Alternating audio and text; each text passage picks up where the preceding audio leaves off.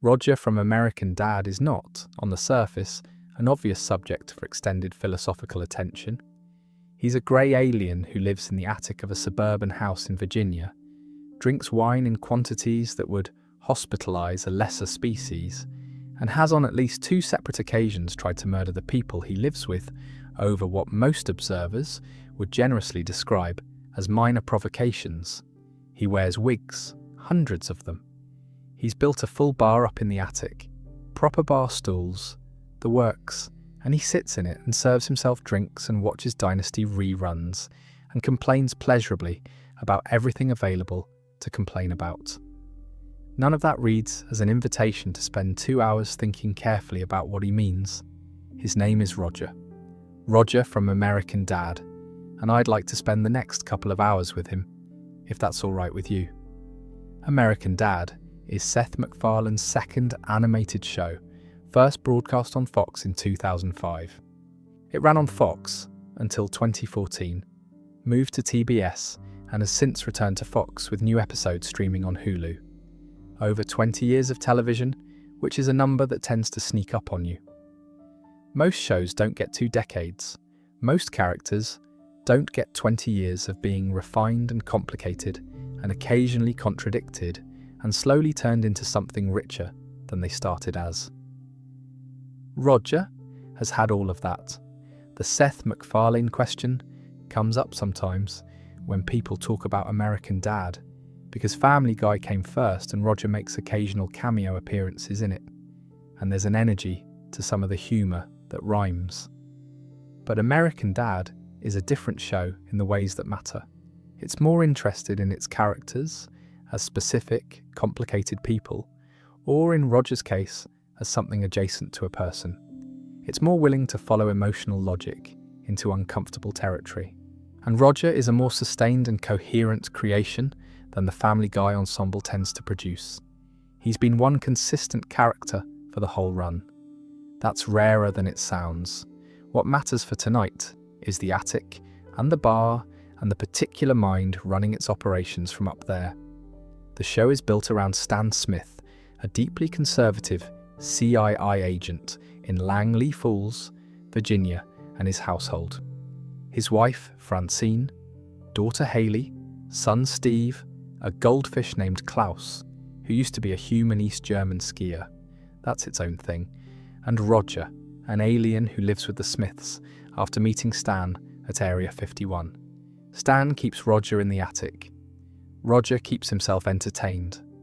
The broad engine of American Dad is Stan's ideology, very specific, very certain about itself, very American, in constant collision with a world that refuses to cooperate with it. Roger is the character most immune to all of that. He's been on Earth since 1947. He's over 16 centuries old. He was watching human civilizations collapse long before any of Stan's certainties existed. His relationship to any belief system is purely contingent. He'll adopt it as a persona if it's useful, and set it down the moment it isn't. That, I think, is part of what makes him interesting in a way that takes a bit of time to see properly. He's not wise, he's not good, not in any conventional sense. He's not even particularly trying to be.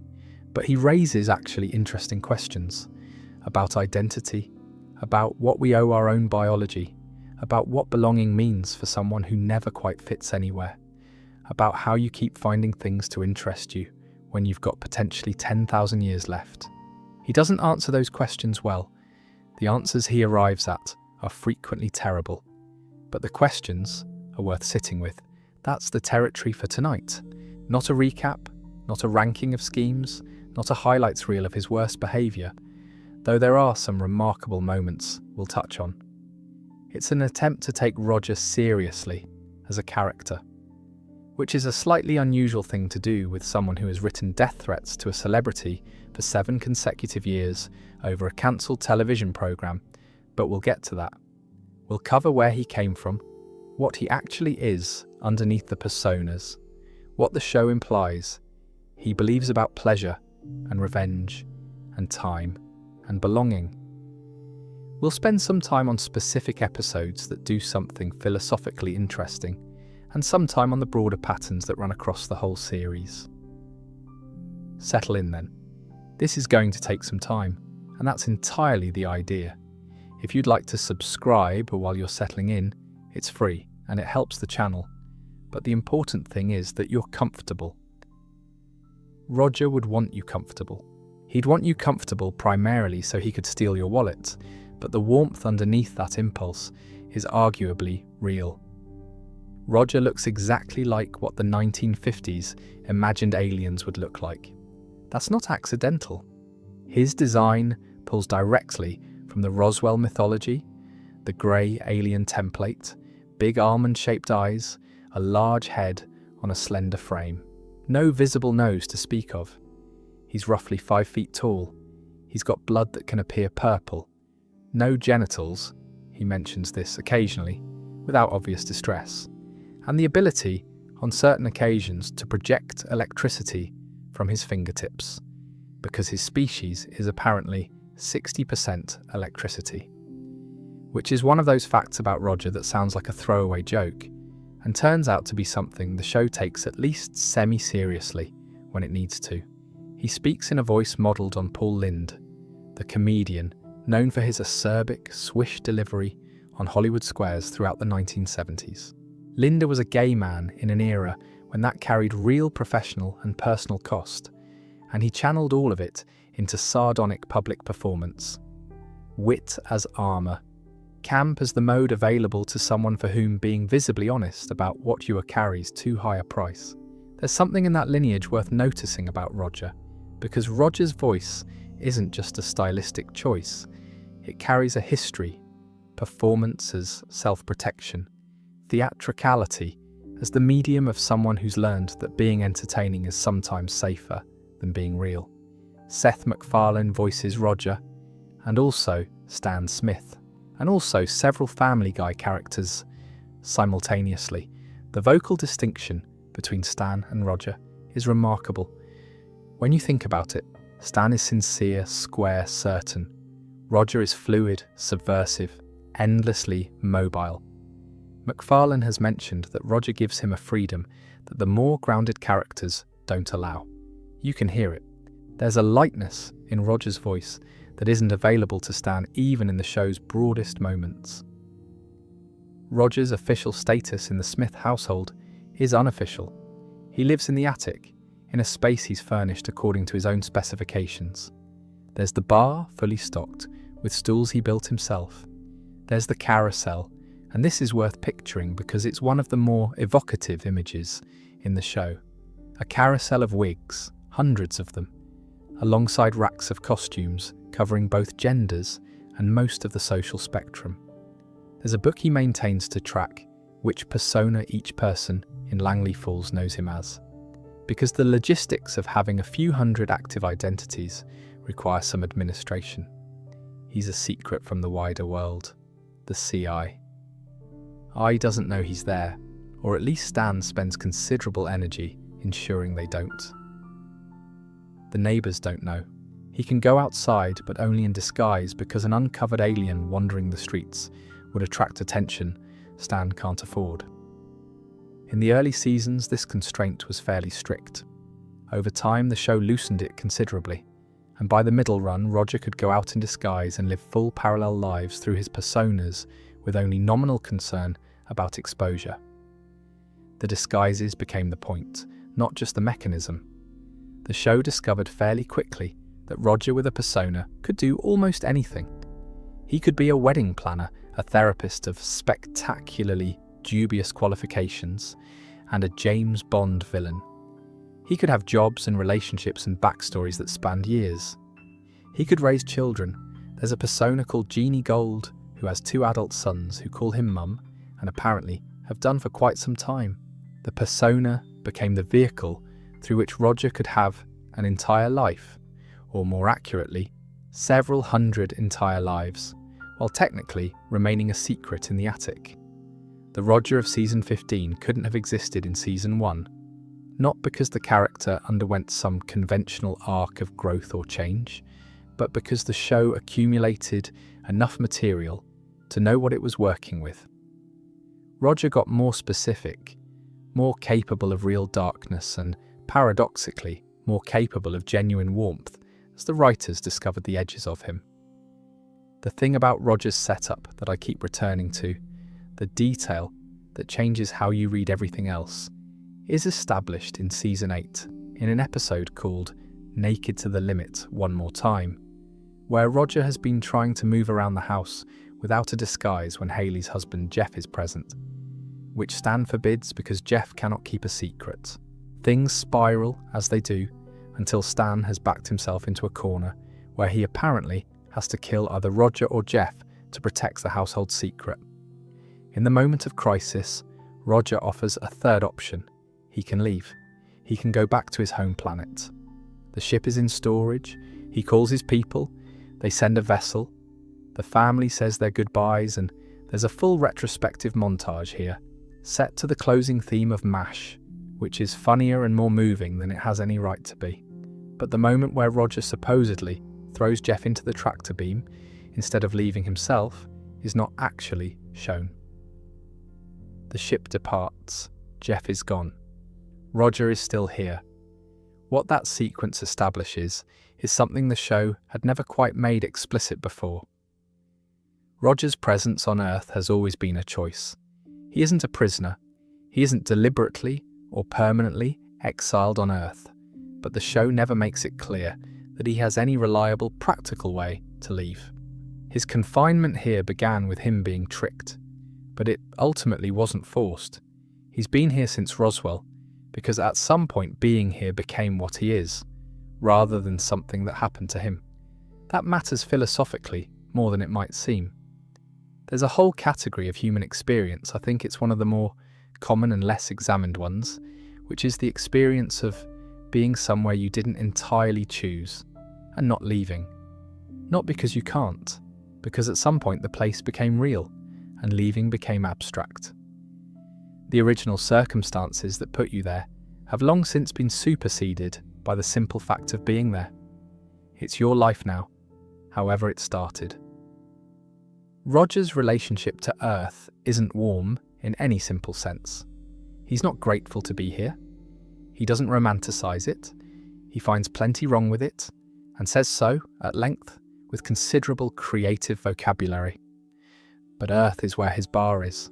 Earth is where Dynasty is on television. Earth is where the Smiths are, with all of their noise and complications and occasional genuine affection. And when the actual moment came to get on the ship and go home, he threw someone else in instead. It's not sentiment, but it's something. A preference revealed under pressure. He wanted to stay. Not because he's happy here in any obvious sense. Happiness is a complicated question with Roger, but because this is where his life is. And after 70 years, your life is where your life is. There's a supplementary question worth sitting with here. What would going home even mean after this long? His home planet sounds cold in a way that makes Antarctica seem hospitable. He worked there as a greeter at something like Walmart. He had a relationship that ended badly with someone who became an emperor. Whatever home meant when he first arrived on Earth in 1947 has been substantially revised by 7 decades of something else entirely. So here he is in the attic. His wigs are here in his attic room. The bar, the Chardonnay, the Dynasty reruns, the schemes and the personas, and the occasional attempted murder of his closest companions. He chose it, quietly, at the last possible moment, by redirecting the exit to someone else. But he chose it. For a long time, the question of why Roger came to Earth in the first place was left deliberately vague. He landed at Roswell in 1947. That much is established early. But the reason for the trip was murky. He mentioned at various points that he came to collect a hepatitis sample, which is specific and also completely unverifiable. The show seemed content to leave his origin as a fairly comfortable mystery, which was fine because there were plenty of other things about Roger to investigate. And then Season 4 produced an episode called Viner of Our Discontent, and the mystery resolved itself in a direction that's considerably darker than the hepatitis story.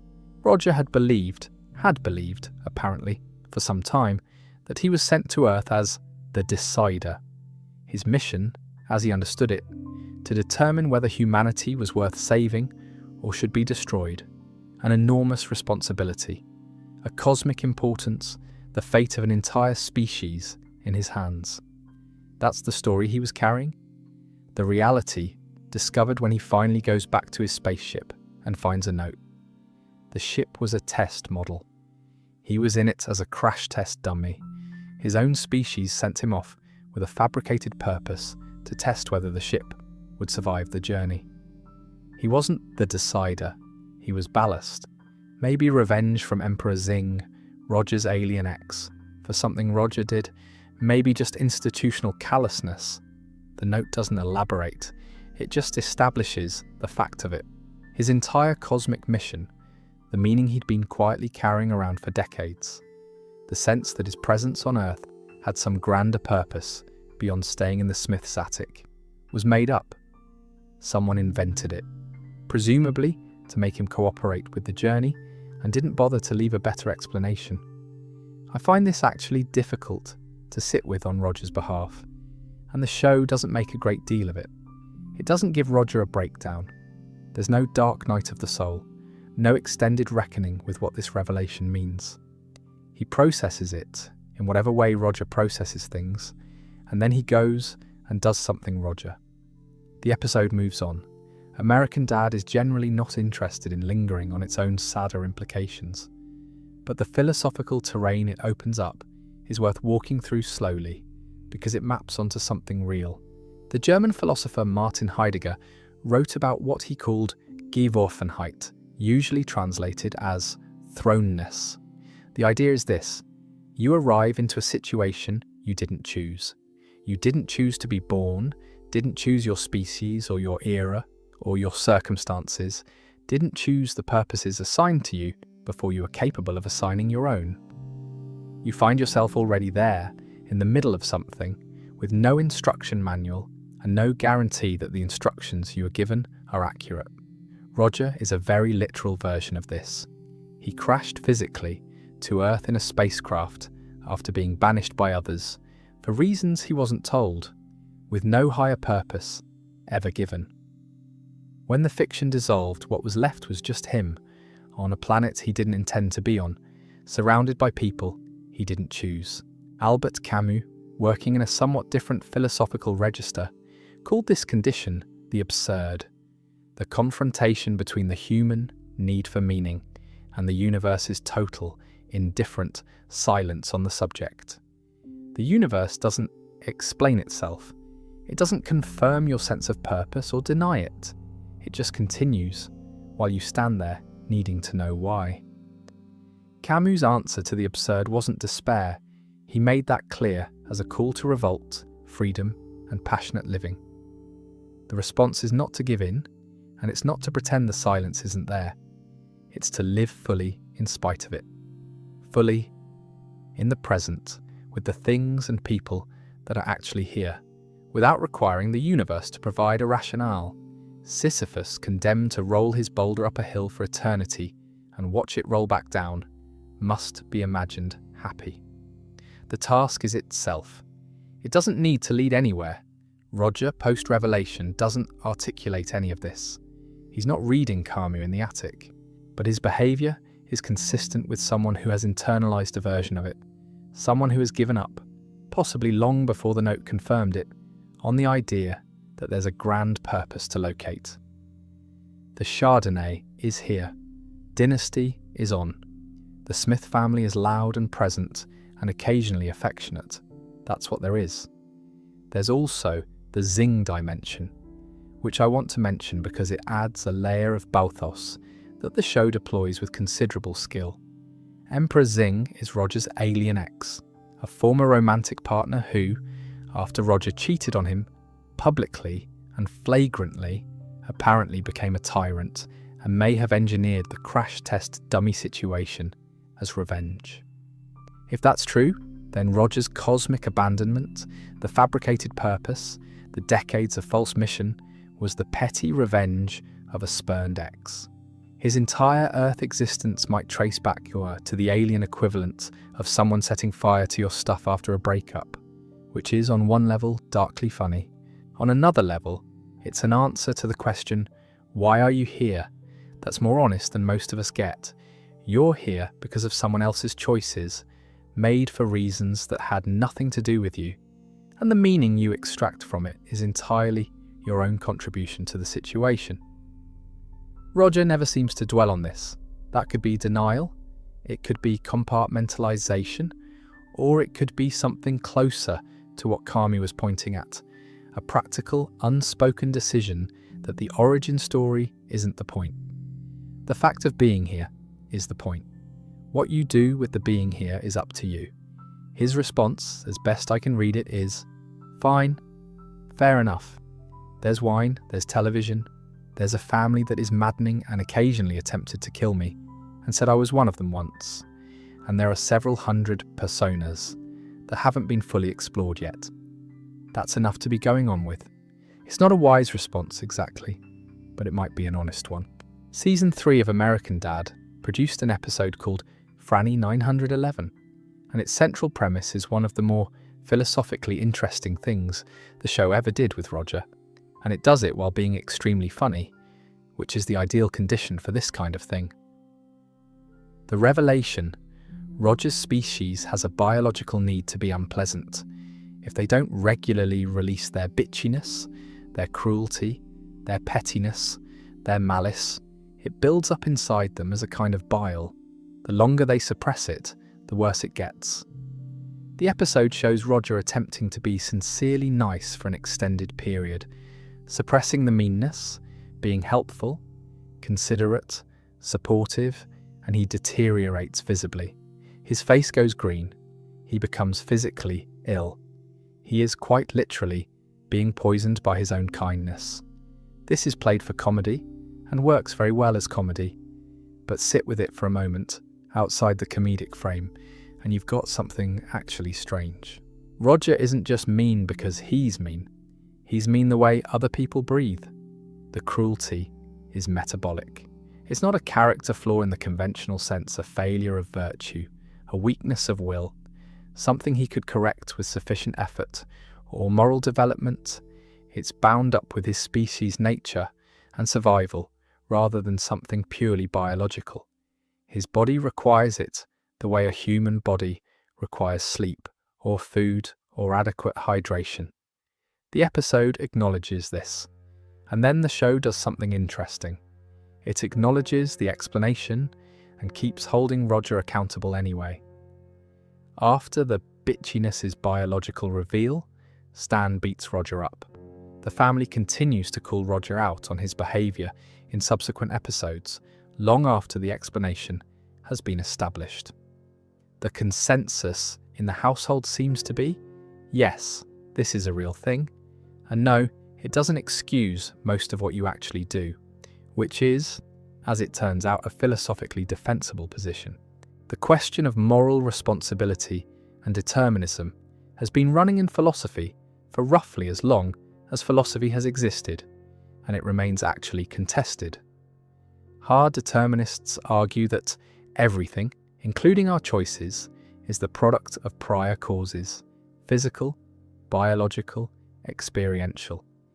If Roger's cruelty is caused by his biology, that's just a causal chain, no different from any other. On the hard determinist view, holding anyone morally responsible for anything is a confusion, because no one is ever the uncaused originator of their actions. Most moral philosophers reject this conclusion while acknowledging the causal point. The compatibilist position, which tries to hold together determinism and moral responsibility, argues that what matters isn't whether behaviour has a cause, but whether the person is responsive to reasons, capable of deliberation, acting from their own will in a meaningful sense. You can be causally determined and still be a moral agent, on this view, as long as your actions flow from who you are, rather than from external compulsion. Roger does deliberate. He chooses. His bitchiness needs to come out. but he has enormous creative latitude in how it comes out. The need to be unpleasant doesn't require 7 consecutive years of death threats to Merlin Olsen over a cancelled TV show called Father Murphy. That's a Roger addition to the biological requirement. The particular form the bitchiness takes, the specific targets, the elaborate schemes, the disproportionate escalations, those are his. The Merlin Olsen thing, incidentally, is just casually mentioned in passing in the show as established fact, and I think about it more than is reasonable.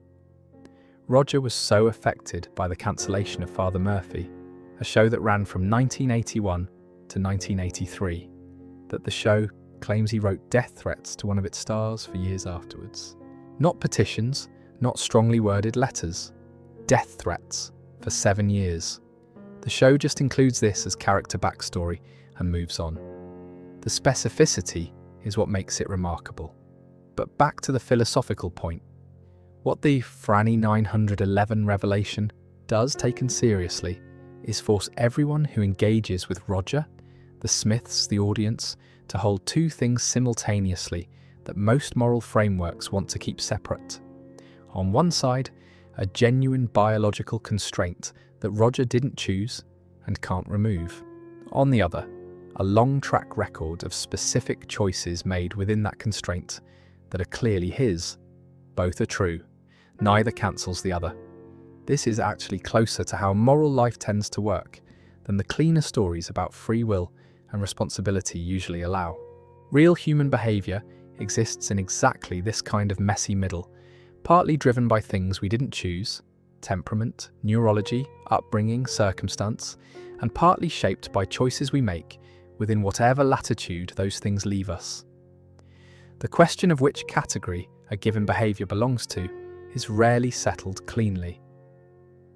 Roger is an unusually honest character in this regard. He doesn't pretend that his cruelty is entirely chosen, but he also doesn't hide behind the biological excuse when it's convenient.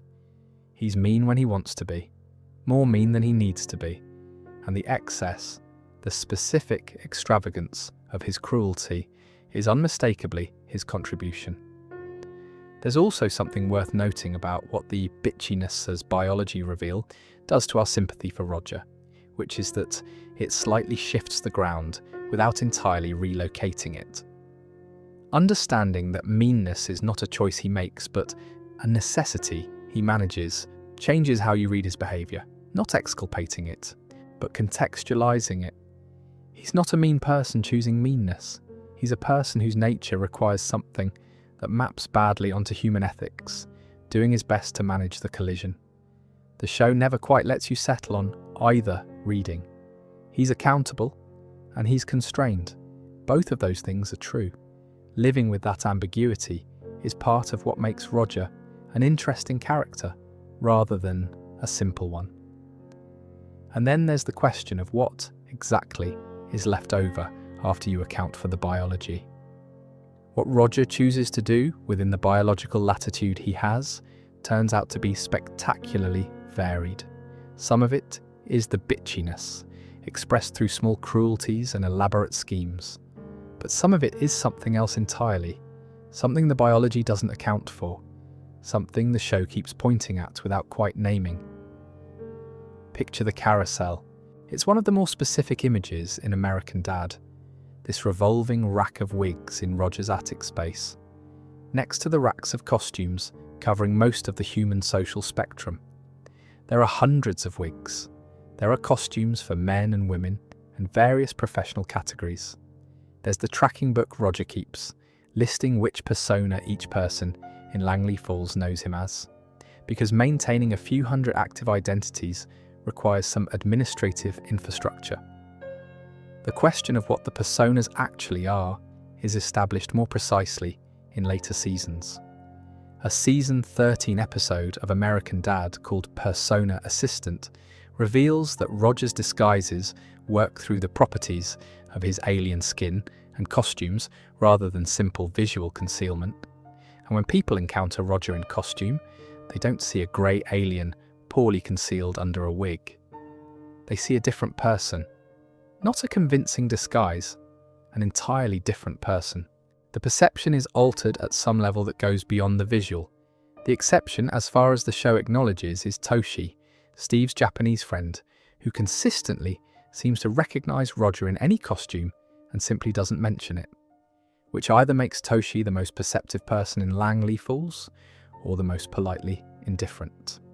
The personas are not performances Roger puts on for a gullible audience.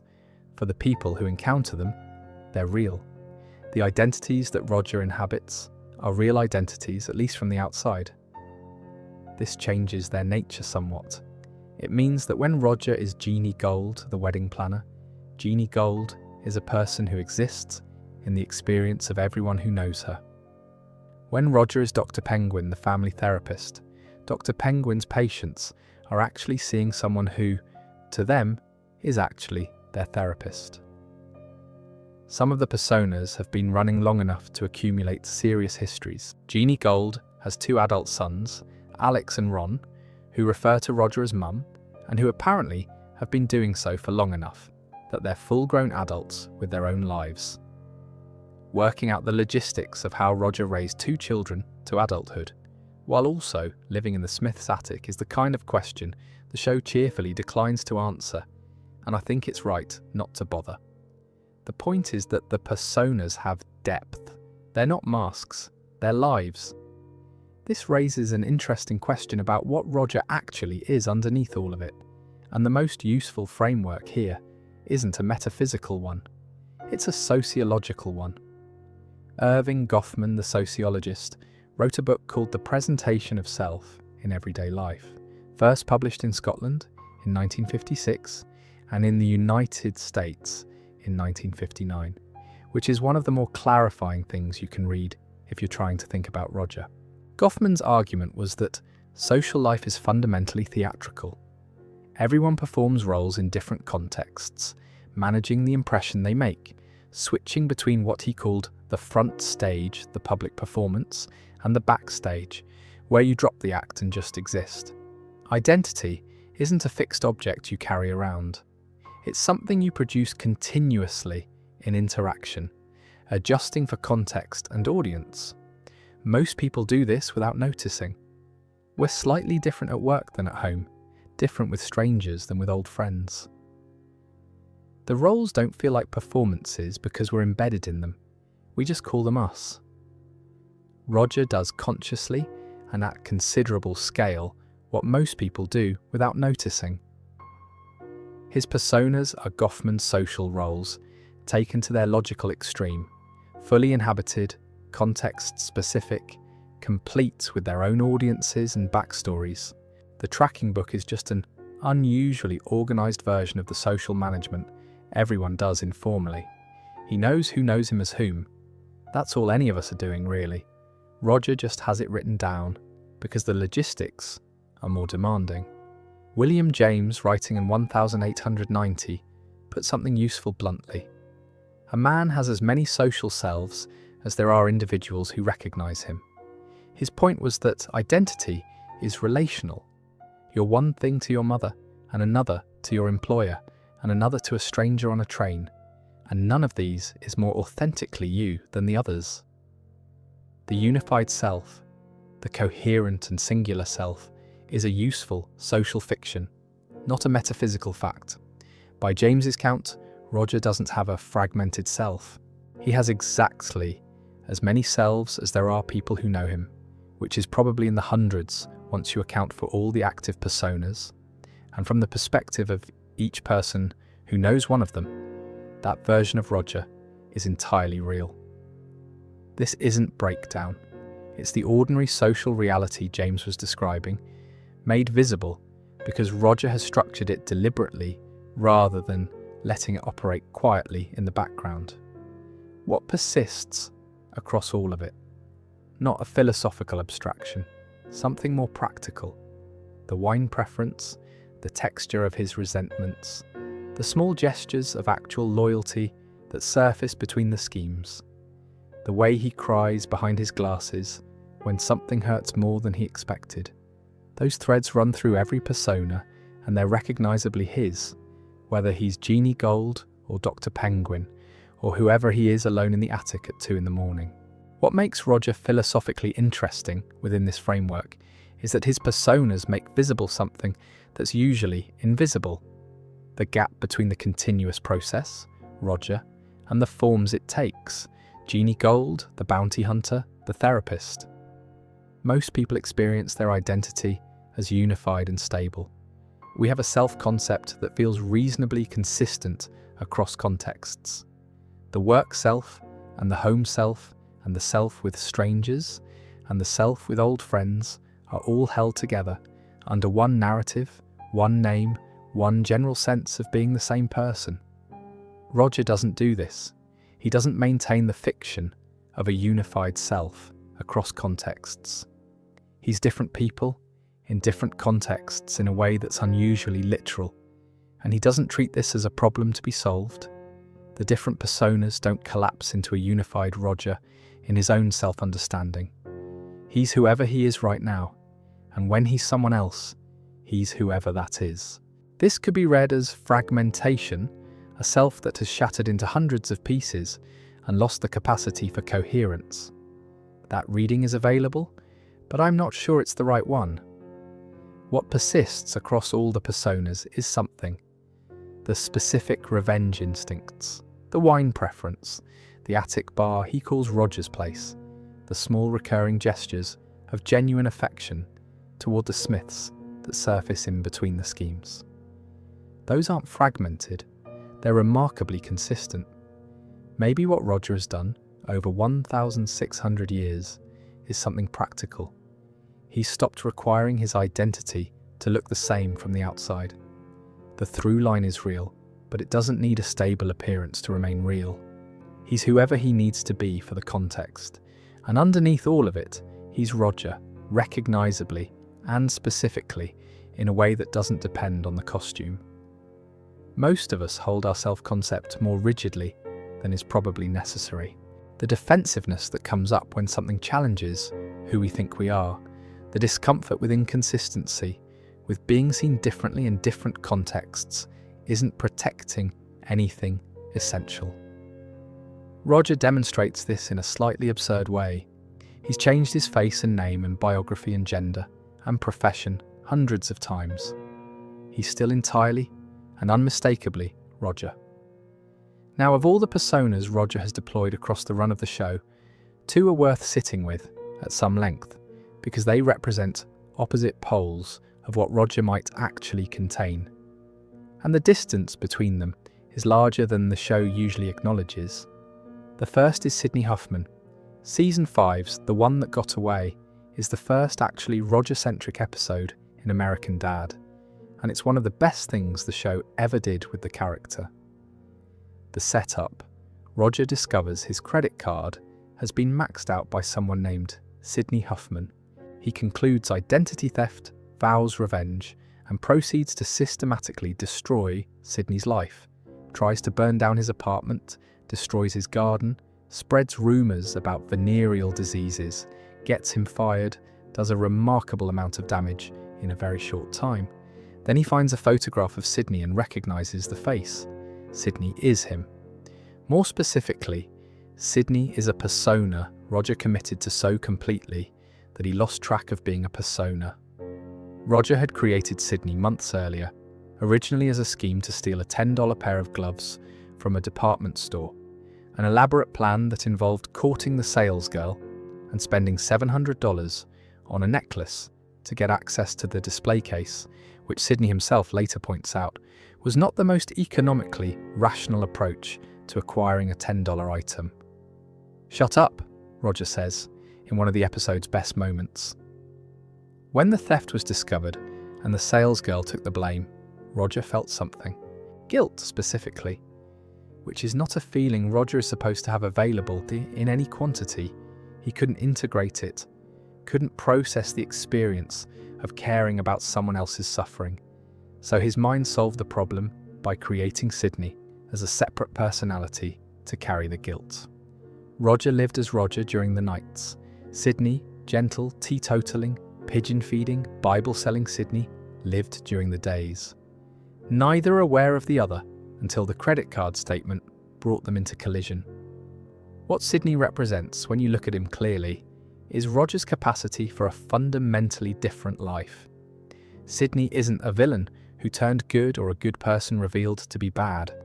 He's an expression of something Roger actually contains: the guilt, the care, the possibility of being kind in a sustained and genuine way.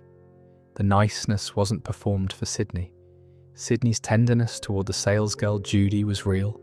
His careful maintenance of the communal garden was real. His pigeon care was real. He's what Roger might have been if the biological bitchiness were absent, or if the guilt processing had worked differently. Roger stabs Sydney at the end of the episode, literally manifested as an image in a mirror, and reintegrates him. Then, in what might be the most revealing final beat in any Roger episode, he decides to take Sydney's girlfriend Judy on a pity date because she's upset. He killed the persona and then honoured the persona's relationship. Something of Sydney persisted after the reintegration. Something of the guilt survived. Now contrast Sydney with Rick E. Spanish. Rick E. Spanish is Roger's darkest persona, so disturbing that the mere mention of his name triggers a haunted whispered voiceover, as though the show itself is frightened of the syllables. He's done things that go beyond Roger's usual cruelty, things the show generally lists quickly and moves past because dwelling on them might break the comedic frame entirely. He has a theme. His theme is a woman whispering Rick E. Spanish in tones that suggest both seduction and genuine warning. Even Roger is afraid of Rick E. Spanish in some episodes, which is a specific and remarkable claim about a character's relationship with his own persona. In Persona Assistant, Stan accidentally becomes Rick E. Spanish through some complicated circumstances involving Roger's abilities, and cannot stop himself from behaving terribly until Klaus's manipulations push Roger to finally end the persona and break its hold on Stan. The implication: Rick E. Spanish isn't fully under Roger's control. He exists as a persona that can be taken on by a person, including Roger's host family members, and can only be stopped through a kind of ritual killing. The psychologist Carl Jung wrote about what he called the shadow, the part of the psyche that contains everything we refuse to acknowledge in ourselves, the repressed impulses, the capacities we pretend we don't have, the darkness that we insist isn't ours. In Jung's framework, the failure to acknowledge the shadow doesn't make it disappear, it makes it more dangerous. What you refuse to own tends to emerge sideways, in destructive forms, precisely because it hasn't been integrated. Roger's shadow, apparently, has its own theme music. What I find interesting about Sydney and Ricky as a pair is that the show puts both of them forward as genuine expressions of Roger, not as external forces acting on him, not as exceptions to his usual character, but as things that were already in him waiting to be expressed. Sydney is the Roger that could have existed if different circumstances had shaped different habits. Ricky Spanish is the Roger that exists already, walled off but present, capable of taking over when the wall gets thin. Most fictional characters who contain both good and evil tendencies have them resolved at some point. The dark side is overcome. The good side prevails, the character arc moves in a direction. Roger doesn't do this. Sydney gets stabbed and reintegrated, and something of him survives in the pity date. Ricky Spanish keeps coming back. The contradiction stays alive because the show doesn't want to resolve it. This might be the most honest thing American Dad does with Roger. It refuses to tell you which of these is the real one. Neither Sydney's capacity for genuine kindness, nor Rick E. Spanish's capacity for genuine horror represents the true Roger, any more than the daily habits of wine and television and schemes. He contains all of it simultaneously. The question of which one surfaces in a given episode depends on circumstances and plot requirements and whatever the writers needed that week, which is probably closer to how it works for most people than the cleaner story of a unified character with a single essential nature usually allows. Let's talk about the Chardonnay. Roger has a consistent and specific preference for Chardonnay. Not wine in general, though he'll drink most things. Chardonnay. He mentions it often enough that it functions almost as a character note, a shorthand for the specific texture of what Roger wants from his time. The wine is good, he drinks it, he doesn't agonize over whether he deserves it or whether it's a sensible life choice or whether he should be doing something more meaningful with his centuries. The wine is here, and it's good, and that's the end of the analysis.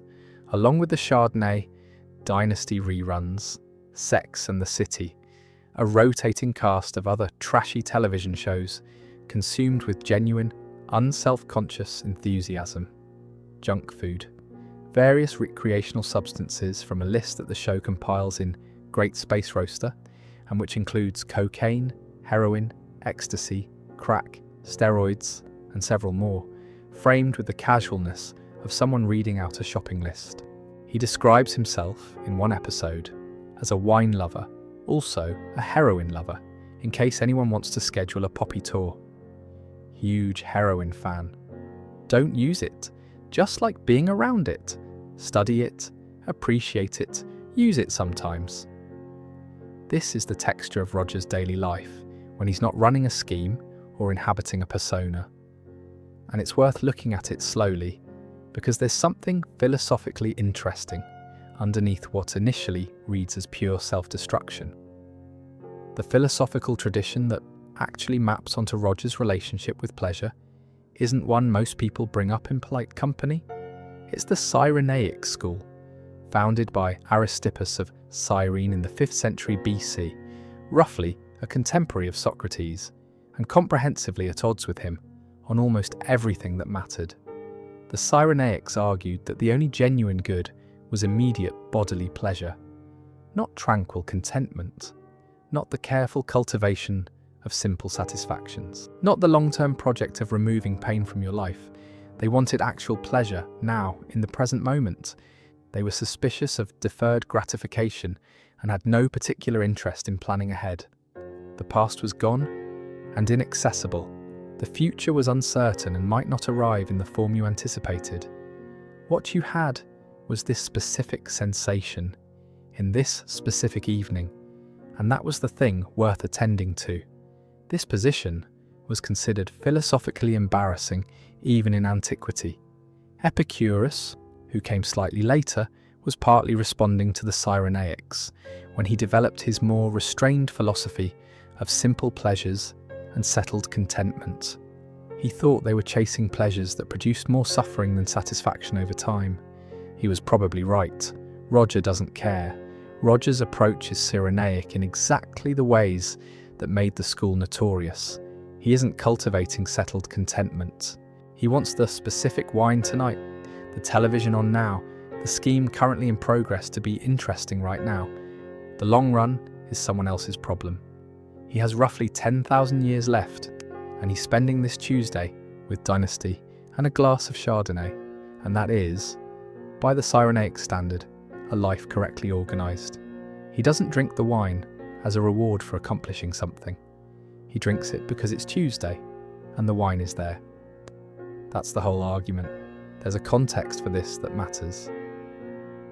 Roger has been on Earth since 1947, stranded on a planet where he can never fully belong, apparently a lone member of his species in this solar system, with his closest companions being people who don't know him in any final sense. The Smiths know Roger better than anyone. They also can't know what it's like to be the only one of something, on the wrong planet, for decades, without a clear endpoint. In that context, the hedonism starts to look less like self-indulgence and more like a practical response to an actually difficult situation. Small pleasures are things you actually have access to. They don't require the world to cooperate with you, or recognize your significance, or treat you as fully belonging. The Chardonnay doesn't care whether you're an alien secretly living in an attic. It's just good wine. There's also an argument that what Roger is doing with trashy television is something more than passive consumption. though the show doesn't frame it this way. Dynasty ran from 1981 to 1989. Roger has been watching it in reruns for decades. The familiarity of a story you already know, characters whose choices you've already processed, drama that can't surprise you, there's a comfort in that. The world is uncertain, and Roger's circumstances are strange. Dynasty is entirely legible. He knows what happens, he knows who everyone is. He can sink into it without having to be alert to what comes next.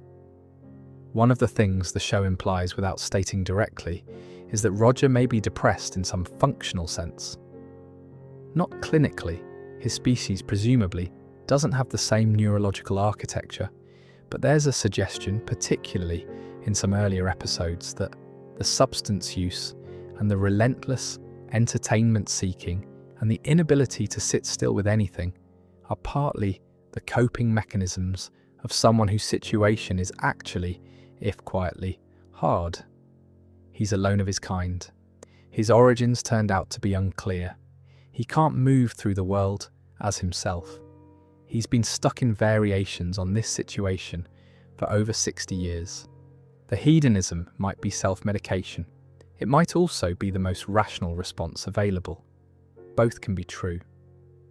What I find worth noting is that Roger enjoys his pleasures. He's not going through the motions of pleasure while feeling something else. The enthusiasm he brings to Dynasty, the specificity of his wine preference, the way he'll put genuine energy into obtaining something he wants. These read as actual enjoyment, not performed contentment. He's found things that make his situation livable, and he attends to them. There's a smaller philosophical point buried in here that connects to something broader, and it's this: Roger doesn't defer gratification in the way that a lot of aspirational advice tells you to. He doesn't have a plan for a better future when things will finally be good. Things are good now in the specific, limited, immediate ways they can be. The wine is here, the television is on. The scheme is interesting. He's not waiting for things to improve before he allows himself to enjoy them. For someone in Roger's position, this might be the most functional possible orientation, and for anyone else, in any other circumstances, it might be the most underrated one. Here's the thing about Roger that gets treated almost entirely as comedy in the show, which it is, but also carries something real underneath it. His grudges are legendary, they are entirely disproportionate, and they never quite go away. 7 years of death threats to Merlin Olsen after Father Murphy was cancelled, killing 5 people plus a plane load of bystanders for $20.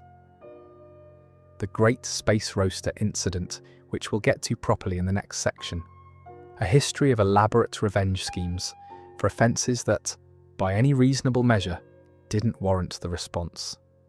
The death threats to Merlin Olsen are the one I keep returning to.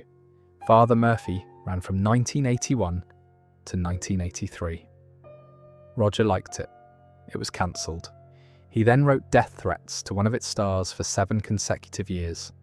Not letters of complaint, death threats for 7 years.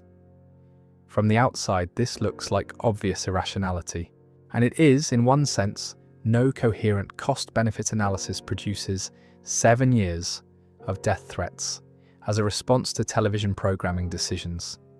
But there's a pattern underneath the specific irrationality that's worth pulling out. Roger's grudges aren't random.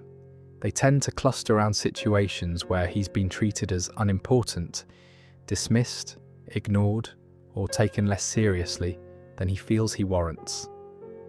The cancellation isn't about the show exactly. It's about the broadcasters treating something Roger cared about as disposable.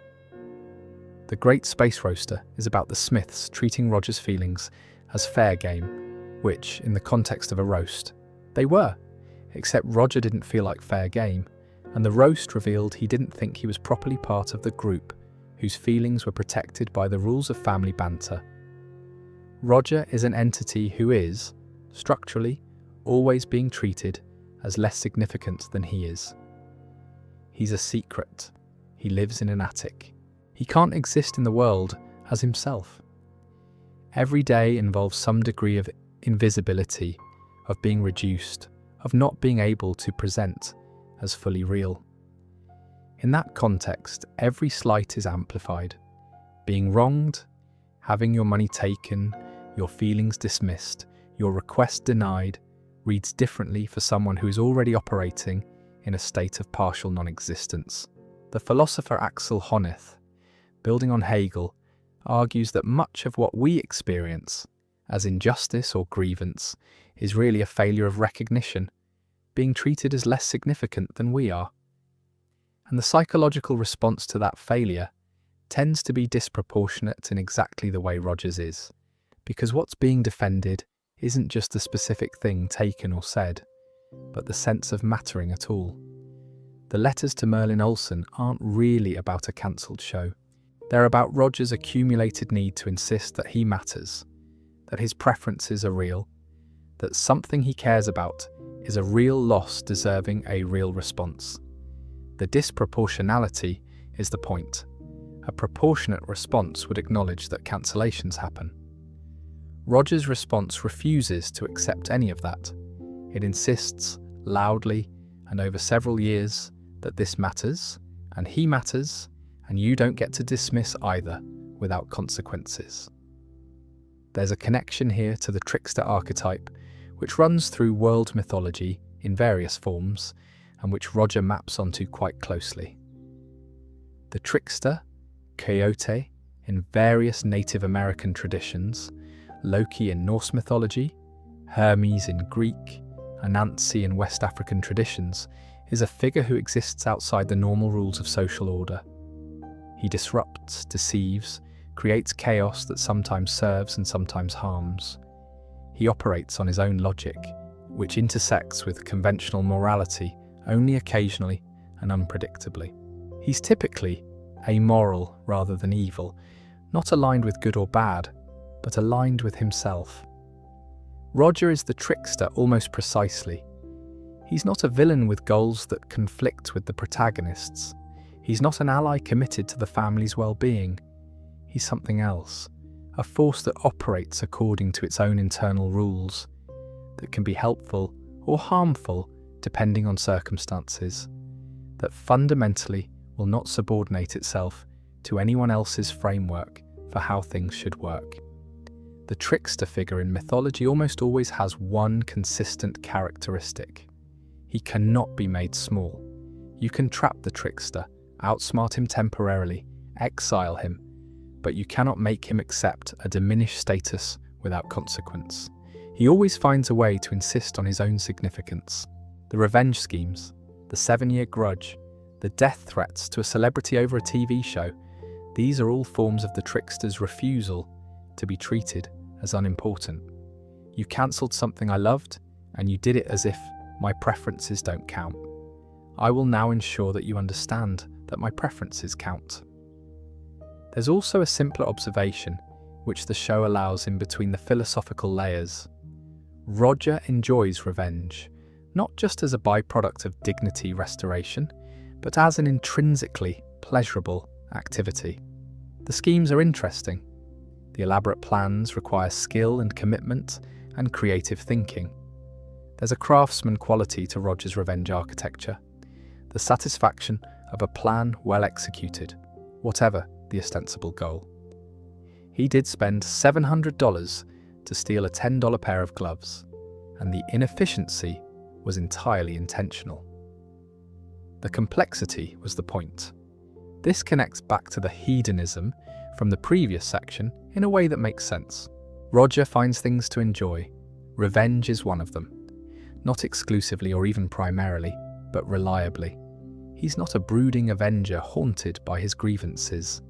He's someone who had a grievance, decided it warranted a response, constructed an entertaining response, and then delivered it with what can only be described as style. 7 years of correspondence. That's a long-term creative project. Roger committed to it. Season 5, Episode 18. Roger's 1,601st birthday. He's turning 1,601, and he wants something specific. a celebrity roast. The kind of roast where everyone at the table takes turns being as cutting as possible about the person being honoured. He's been a member of the Friars Club, apparently. He knows what a roast is supposed to feel like. He wants one. The Smiths deliver. They rent out an amphitheatre, pricey steakhouse, and roast Roger. The material is sharp. Stan has things to say about Roger's lifestyle and hygiene and general contributions to the household. The kids add their own. It's comprehensive. At first, Roger seems fine, and then Stan notices his glasses are off. Roger has been crying behind his glasses the entire time. What follows is the familiar American dad escalation structure. Roger methodically attempts to murder the Smith family. He starts a gas leak in the kitchen. He cuts the car brakes. He hires a hitman. He is relentless and creative and entirely committed to killing the people who roasted him at a roast he specifically requested. The family flees through a bureaucratic workaround involving a CII space program rotation. Stan arranges for them to take another family's slot on a space station. They'll be safe in space. Roger follows them into orbit. He captures the family, ties them up, forces them, at gunpoint or some alien equivalent, to roast each other. If he had to sit through one, they can all sit through one.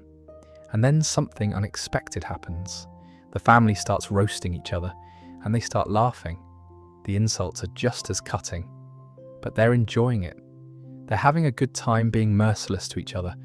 Roger is watching this happen, and he cannot understand it. Why can they take this and he couldn't? Stan explains. Roger, we can say these things to each other because we're family. It doesn't hurt my feelings because I still know they love me. There's a pause, and then Stan asks the question. You don't consider yourself part of this family, do you?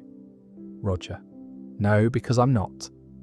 And Stan's response, delivered in a way that somehow manages to be both blunt and quite moving, is this. If after all this time you still don't feel part of this family, that's your hang-up. Roger, we love you. You're a Smith. If you can't accept that, go fuck yourself. Roger. Oh my God, I am a part of this family. You do love me. I feel it now. I'm letting it wash over me. This is the most emotionally exposed Roger gets in the entire run of the show. He's been trying to kill these people for the last 20 minutes of the episode. The attempted murders were, in a very specific way, the expression of how much the roast hurt him. And the roast hurt him because he cared about what these people thought of him in a way he apparently hadn't quite admitted to himself. The violence was the proof of the care. If he didn't love them, the insults would have been nothing. What the episode is doing philosophically is making explicit something the show had been building around Roger for years. He cannot give or receive belonging easily, but he needs it desperately. The two things coexist in him without resolution. Aristotle called humans political animals, social by nature, incapable of full, flourishing, outside community. He wasn't making a descriptive claim about how humans tend to live. He was making a philosophical claim about what humans are. Isolated self-sufficiency isn't the ideal human state, even when it's achievable. The full expression of what a person can be requires other people. Roger is an alien, and the claim may not translate directly, but he keeps demonstrating it with his own behaviour. He stays on Earth when he could leave. He lives with the Smiths when he could probably find other arrangements. He goes to elaborate lengths, often terrible lengths, to remain in proximity to these people. And when the belonging is finally stated, explicitly, when Stan says you're a Smith, Roger doesn't dismiss it, or deflect it, or turn it into a joke. He lets it wash over him, which is the phrase he uses, and which I find for Roger remarkably undefended. The wrinkle is this: the show is honest about what happens next. The belonging that's achieved in Great Space Roaster doesn't stay achieved. The next episode, Roger is back to his usual behaviour. The warm acceptance doesn't produce a reformed Roger. He keeps scheming, keeps being terrible in his particular ways, keeps putting the family through various forms of chaos and danger. The resolution doesn't hold. I think this is more honest than the narrative would usually require. Belonging isn't a status you achieve and then possess. It needs to be renewed. It has to be re-established in practice, through behaviour and shared experience, and the occasional, explicit statement, because the felt sense of it tends to erode. The Smiths and Roger keep choosing each other, imperfectly, intermittently, with a lot of noise and periodic near-death situations in between. And that's what belonging looks like in practice rather than in theory. There's another dimension to the roast episode that's easy to miss, which is what it reveals about Roger's previous behaviour. The Smiths note, pointedly, that this belonging issue had apparently come up before in Roger's history with them. The episode lampshades this. His ongoing issues with feeling part of the family have apparently been processed multiple times. And here they are again. The cycle isn't a failure, it's the structure. He needs to be told he belongs, and then he forgets. And then he tries to kill someone, and then he's told again. This is his relationship with belonging. Not ideal, but his. Incidentally, the MASH theme that plays over the farewell montage in Naked to the Limit, the episode where Jeff ends up lost in space, is the same piece fans associate with Roger's emotional montage, but it isn't actually confirmed to show up in Great Space Roaster. American Dad occasionally uses that musical signature for Roger moments that have genuine feeling in them, which says something about how the show understands the character, even in episodes that are mostly just very funny. Stan's declaration wasn't just telling Roger he was loved, it was giving him the words he apparently needed to be able to accept what had been true for a while. You're a Smith, not a guest, not a secret, a Smith. And even if Roger doesn't entirely believe it, even if the cycle continues and the belonging has to be re-earned and restated in the future, in that moment it landed, and something in him let it. Roger turned 1601 in the Great Space Roaster episode. His species appears capable of living for approximately 12,000 years based on various things the show mentions in passing, which means Roger, at 1601, is still in something like early middle age by the standards of his biology. Let's sit with that number for a moment. 1601 years ago was roughly 425 AD. The Western Roman Empire was still technically functioning, though barely, and it would collapse officially within just over 50 years. The Middle Ages would begin around 500 AD. Islam wouldn't exist for another 2 centuries. The printing press was 1,000 years away. Most of what we call modern history, the Enlightenment, the Scientific Revolution, the Industrial Revolution, the World Wars, the Cold War, the Internet, was still in the future, waiting to happen to a species Roger has been quietly watching from various vantage points. Roger has been present for a lot of it. He was a member of the 1980 US Olympic men's hockey team, the Miracle on Ice team. He drove Phyllis Diller to appointments in the 1960s. He was tangentially responsible for the death of notorious B.I.G. in 1997, which the show presents with the casual matter-of-factness of someone mentioning a minor traffic incident.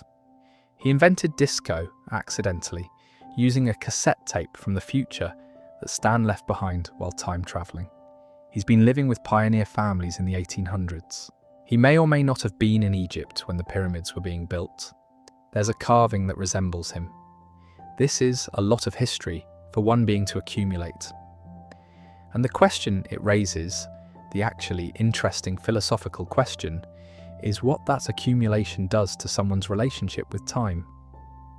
For humans, time is experienced as scarce. There's a finite amount of it. That scarcity is part of what makes things matter. Deadlines feel real. Relationships feel precious, partly because they won't last forever. The finite nature of experience gives it weight. We care about things partly because we can't have them forever. Take the scarcity away and something shifts. Not in a simple or obviously bad direction, but something shifts. The philosopher Arthur Schopenhauer observed that human life tends to oscillate between two states: suffering, which comes from wanting something you don't have, and boredom, which comes from having nothing you urgently want. Suffering is uncomfortable, but it at least comes with a direction toward the thing that will end the suffering. Boredom is structurally more problematic because it lacks that directionality. It's the absence of productive wanting. You're not moving toward anything. Time passes, and it doesn't feel like it's passing toward anything. Kierkegaard described what he called the aesthetic stage of existence, the person who pursues novelty, variety, stimulation, and pleasure as the primary mode of being. This works for a time. New experiences are interesting. Different contexts provide fresh stimulation. The aesthetic stager is constantly in search of the next thing that will make existence feel vivid and real. But the aesthetic stage has a ceiling. It requires constant escalation. What was exciting becomes routine.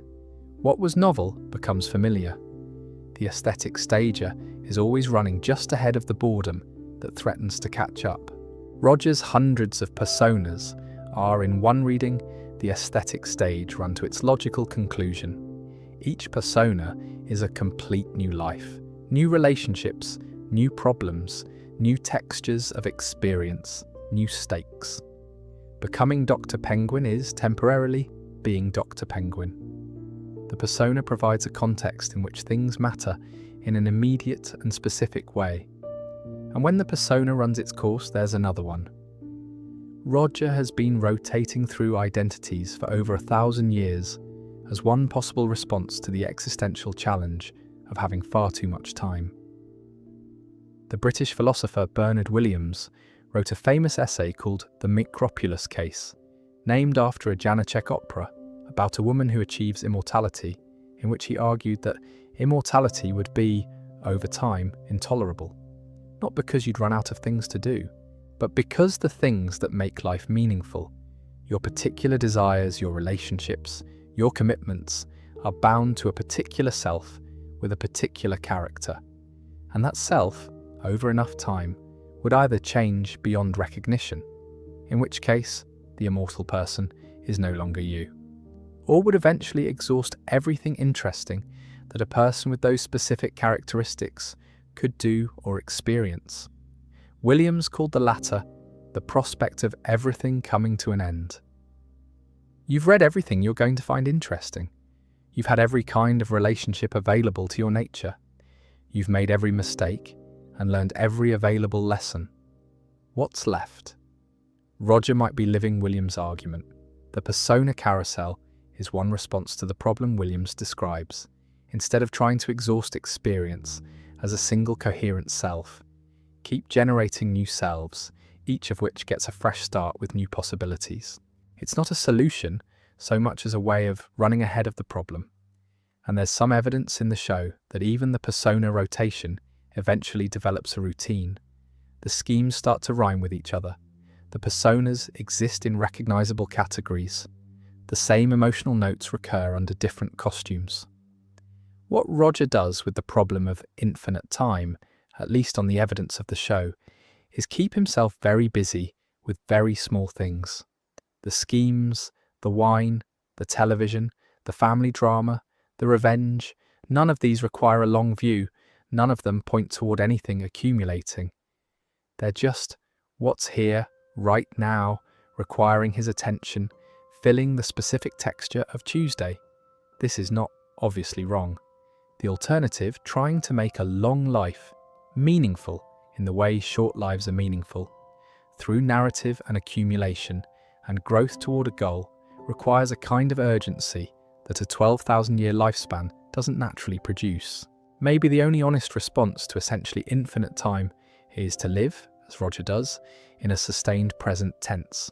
Not because the future isn't coming, but because the future is so long that managing it as a unified project would require a different cognitive architecture than the one he appears to have.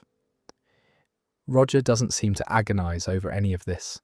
He doesn't have visible midlife crises about the length of his life or the meaninglessness of individual days against the backdrop of millennia. He watches Dynasty. He pours the Chardonnay. He plans the next scheme. He is, as far as anyone can tell, reasonably content with the available afternoon. Whether that's wisdom or avoidance probably depends on the day. Let me try to pull some of this together, with the caveat that Roger resists having things pulled together on his behalf.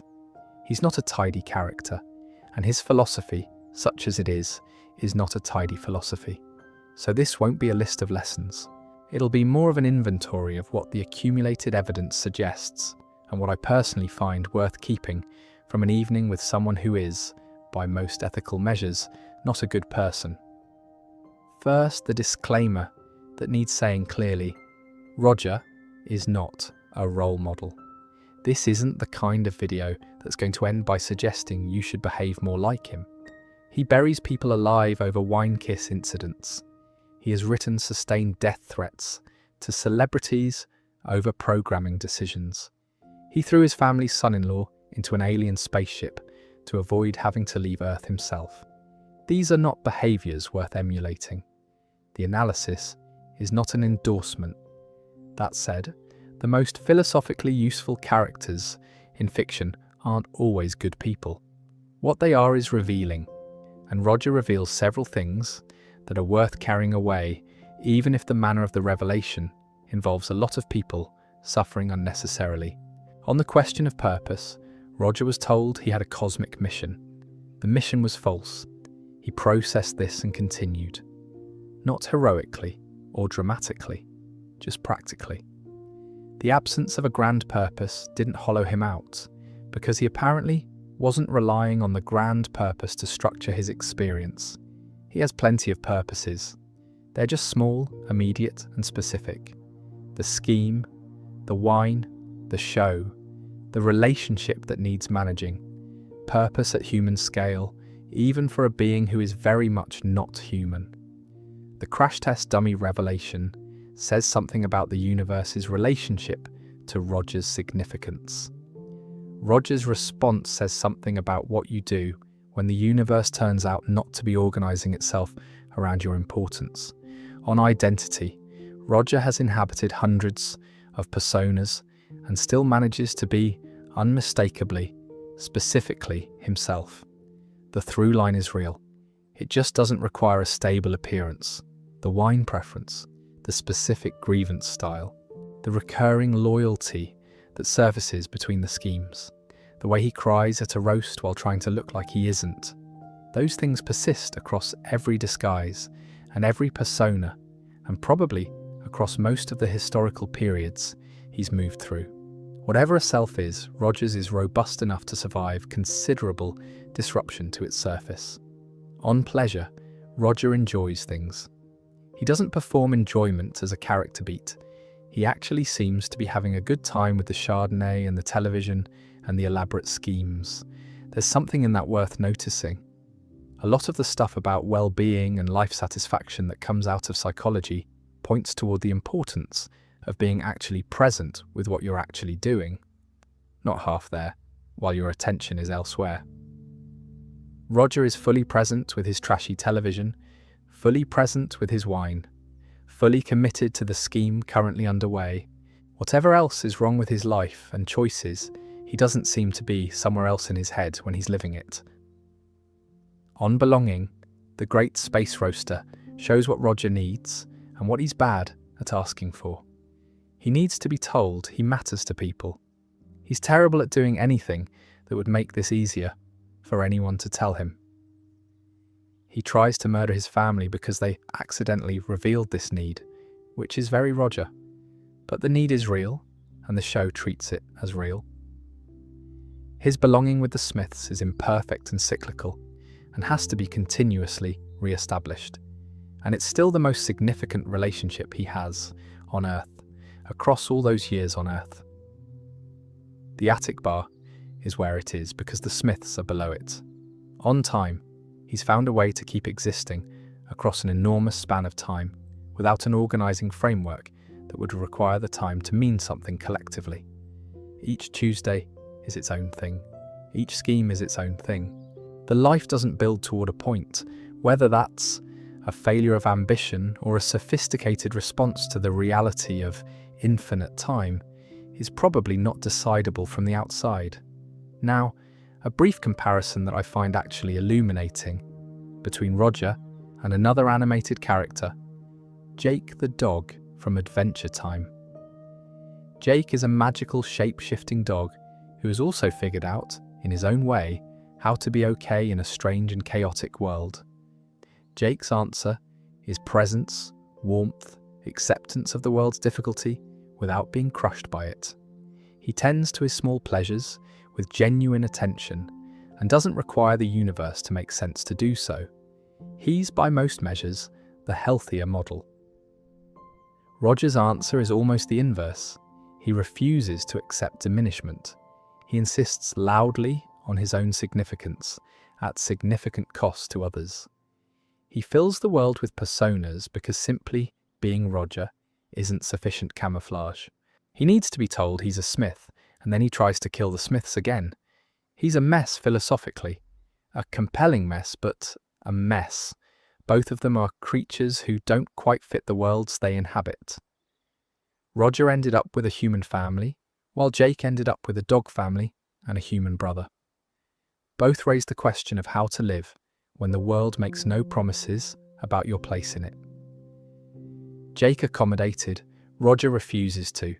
Neither response is universally correct, and neither one represents the whole picture of what a reasonable response to being alive might look like.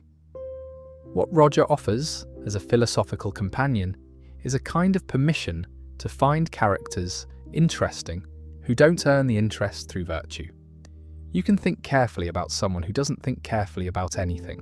You can spend time with someone who makes consistently terrible choices and find in those choices a map of something real, about what it means to insist on mattering, about what hedonism looks like when it's the only available shelter from a difficult situation, about what identity becomes when you've had 16 centuries to run out of reasons to keep it stable.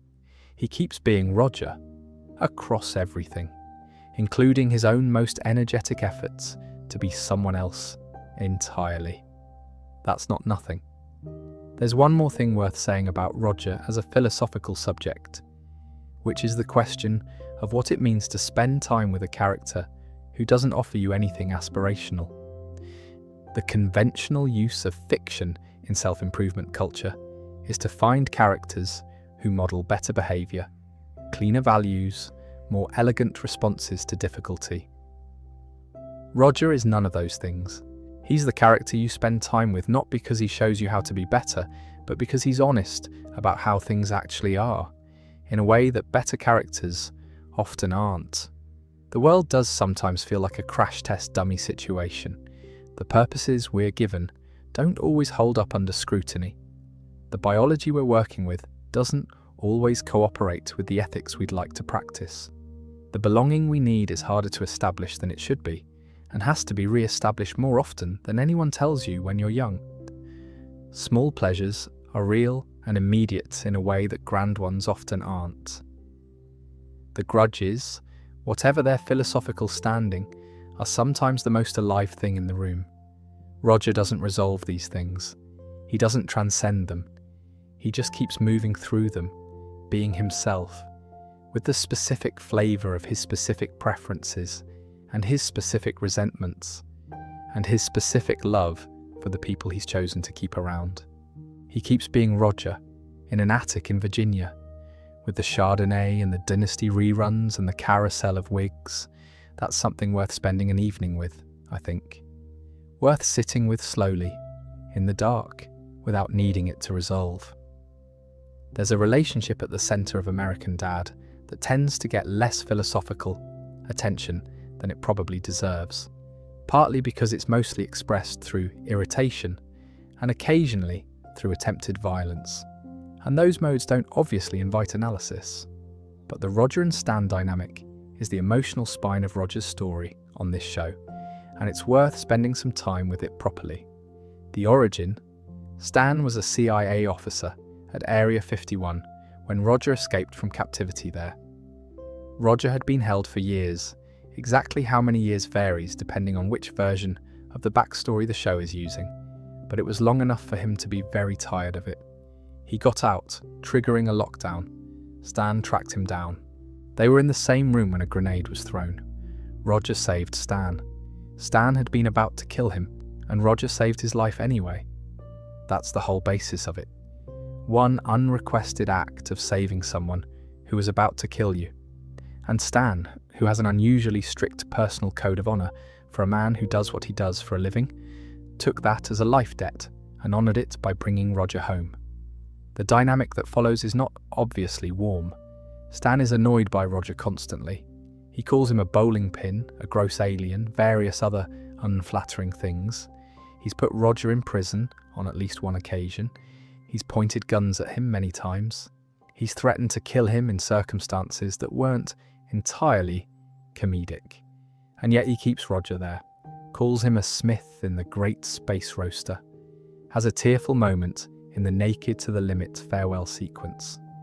The warmer feelings are consistently buried under layers of irritation and periodic violence.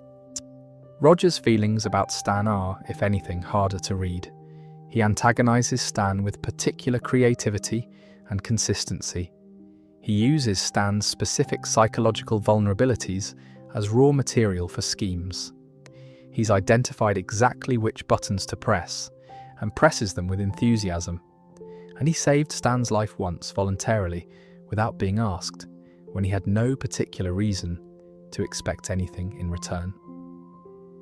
The philosopher Nell Noddings, writing about care ethics, argues that genuine care is characterized not by warm feelings, but by sustained attentiveness, by actually paying attention to the specific needs and vulnerabilities of another person.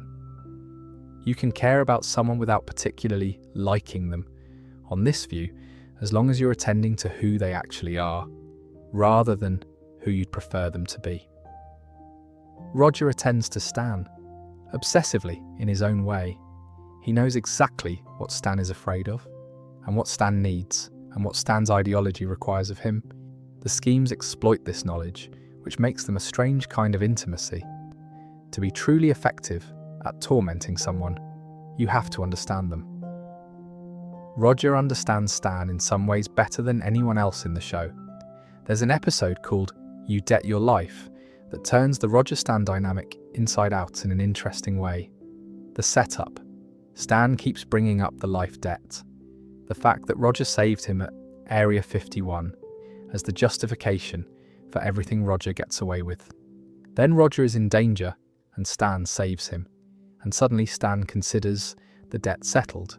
He tries to kick Roger out. Roger, who has apparently organised his entire sense of his place in the family around this debt, becomes increasingly desperate and eventually tries to get Stan into danger again, so he can save him and re-establish the debt. What You Debt Your Life reveals is that the life debt wasn't just Stan's reason for tolerating Roger, it was Roger's reason for being there. Or, the debt gave the arrangement a moral structure that Roger, who doesn't operate according to conventional moral structures much of the time, found surprisingly important. When the debt was settled, the structure was gone. And Roger, who has the entire persona system as his identity toolkit, didn't know how to be in the Smith's house without it. The episode's resolution, Stan and Roger restoring a version of the relationship that doesn't depend on the debt, is messily achieved, and not particularly convincing in the way that these resolutions sometimes aren't. But the underlying revelation is real. Roger needs the Smiths in a structural sense, not just an emotional one. They're how he organises his time on Earth. They're the context in which most of his life happens. And Stan, for all his constant, stated irritation, keeps choosing to have Roger around. He could use the debt settling as an exit. He doesn't. The show doesn't push this too hard, but it's there. Stan's ongoing tolerance of Roger isn't purely obligation. It's something else that Stan doesn't have clean language for, probably because it would require him to admit to a kind of affection for someone he frequently wants to shoot. There's also Klaus the goldfish, a human East German skier whose brain was placed into the body of a goldfish by CII science, who has his own relationship with Roger that the show occasionally makes interesting. Klaus and Roger spend a lot of time in proximity. They watch television together. They irritate each other in specific ways.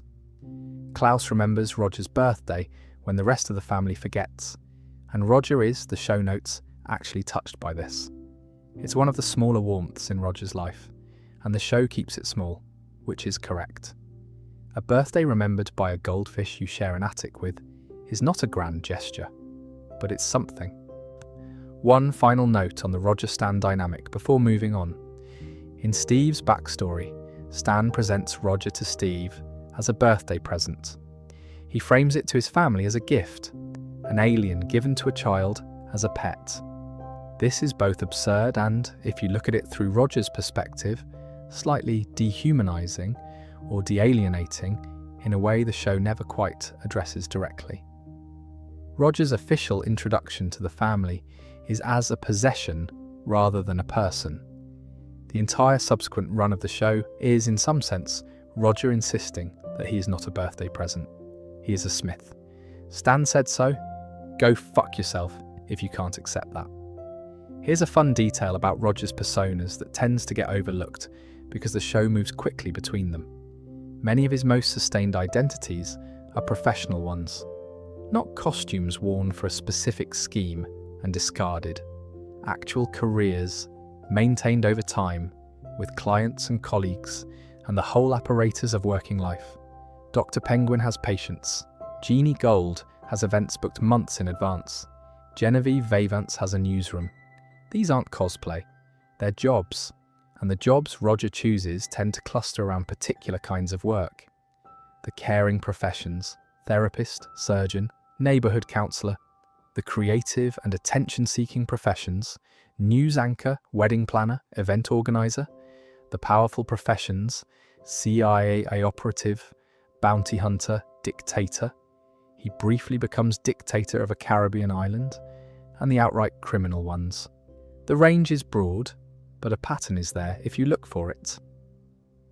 Dr. Penguin is perhaps the most revealing. He's the Smith family's unofficial therapist, a role Roger maintains across multiple episodes. His therapy is spectacularly bad. His solutions tend to make problems worse. His insights are either useless or actively harmful, and he drinks during sessions. The family keeps consulting him anyway. This is partly the disguise-ignore phenomenon.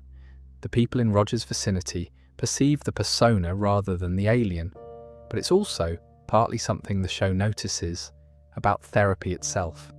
People go back to someone who listens to them, even when the listening isn't producing much of value, because being listened to is most of what they wanted. Roger as Dr. Penguin is still Roger, selfish, distracted, operating primarily in his own interest, but the persona requires him to be present with other people's problems in a way that his daily life in the attic doesn't. He has to pay attention to what people are saying. He has to respond to it, however badly.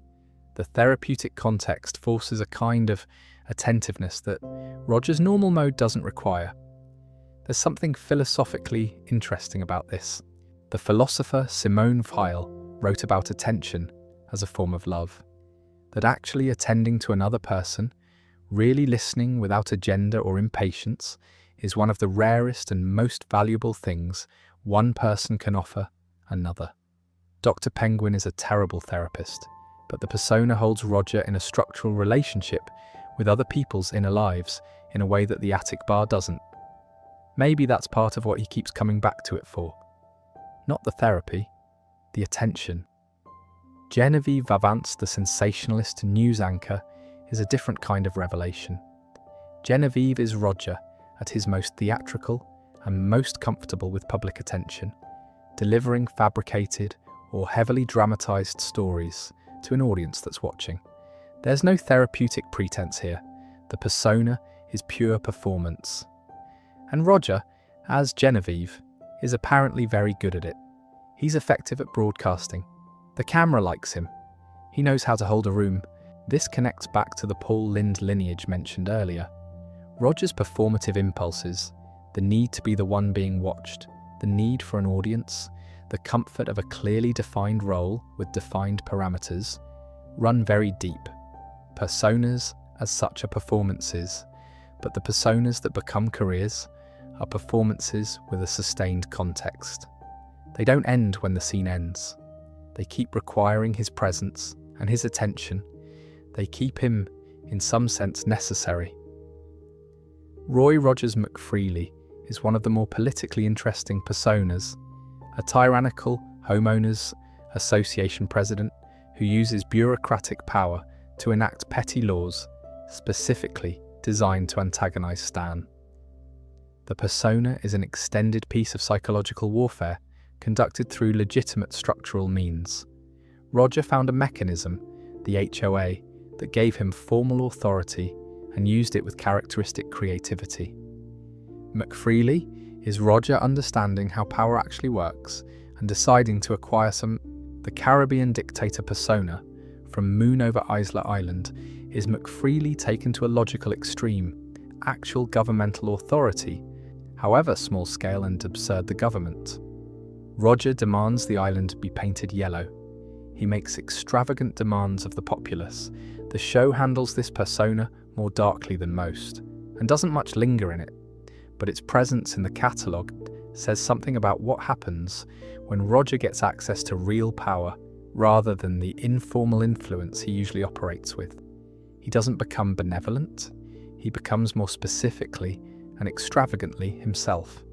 And then there are the criminal personas, the bounty hunter, the professional con artist, the various schemes that become careers. These feel closest to what Roger might have been doing in the years before the Smiths, running operations, acquiring things through irregular means, being effective at a set of skills that the legitimate world has no slot for. The criminal personas tend to be the ones where Roger seems most competent and most at ease. The schemes in the criminal context have a clarity of purpose they lack in the professional personas. He's not pretending to care about his client's well-being or his viewers' trust. He's just getting what he came for, as efficiently as the scheme allows. And the scheme is the entertainment. There's an honesty in that, even when what it's in service of is something actually bad. What all of these professional personas have in common, the good ones and the bad, the caring and the purely self-interested, is that they put Roger in relationship with other people in structured ways. He has to show up. He has to deliver something. He has to manage the logistics of being that person in that role. And while his execution is often terrible, his commitment to the persona is typically total. Whatever Roger decides to be, he is fully. The half-hearted persona doesn't really exist in his repertoire. That commitment might be the thing most worth noting about Roger's professional life, whatever form it takes. He doesn't phone it in. Even Ricky Spanish, the persona he himself finds frightening, gets full commitment. Even the therapy sessions run by Dr. Penguin, however chaotically, get Roger's genuine presence. He's not somewhere else while he's being his personas. He's there. Which is, for someone who lives in an attic and spends a lot of energy on things that don't particularly matter, a quietly admirable quality. Not ethical, but present. Season 13 of American Dad introduces something that might be the most philosophically interesting development in Roger's entire run. Rogue. Here's the background.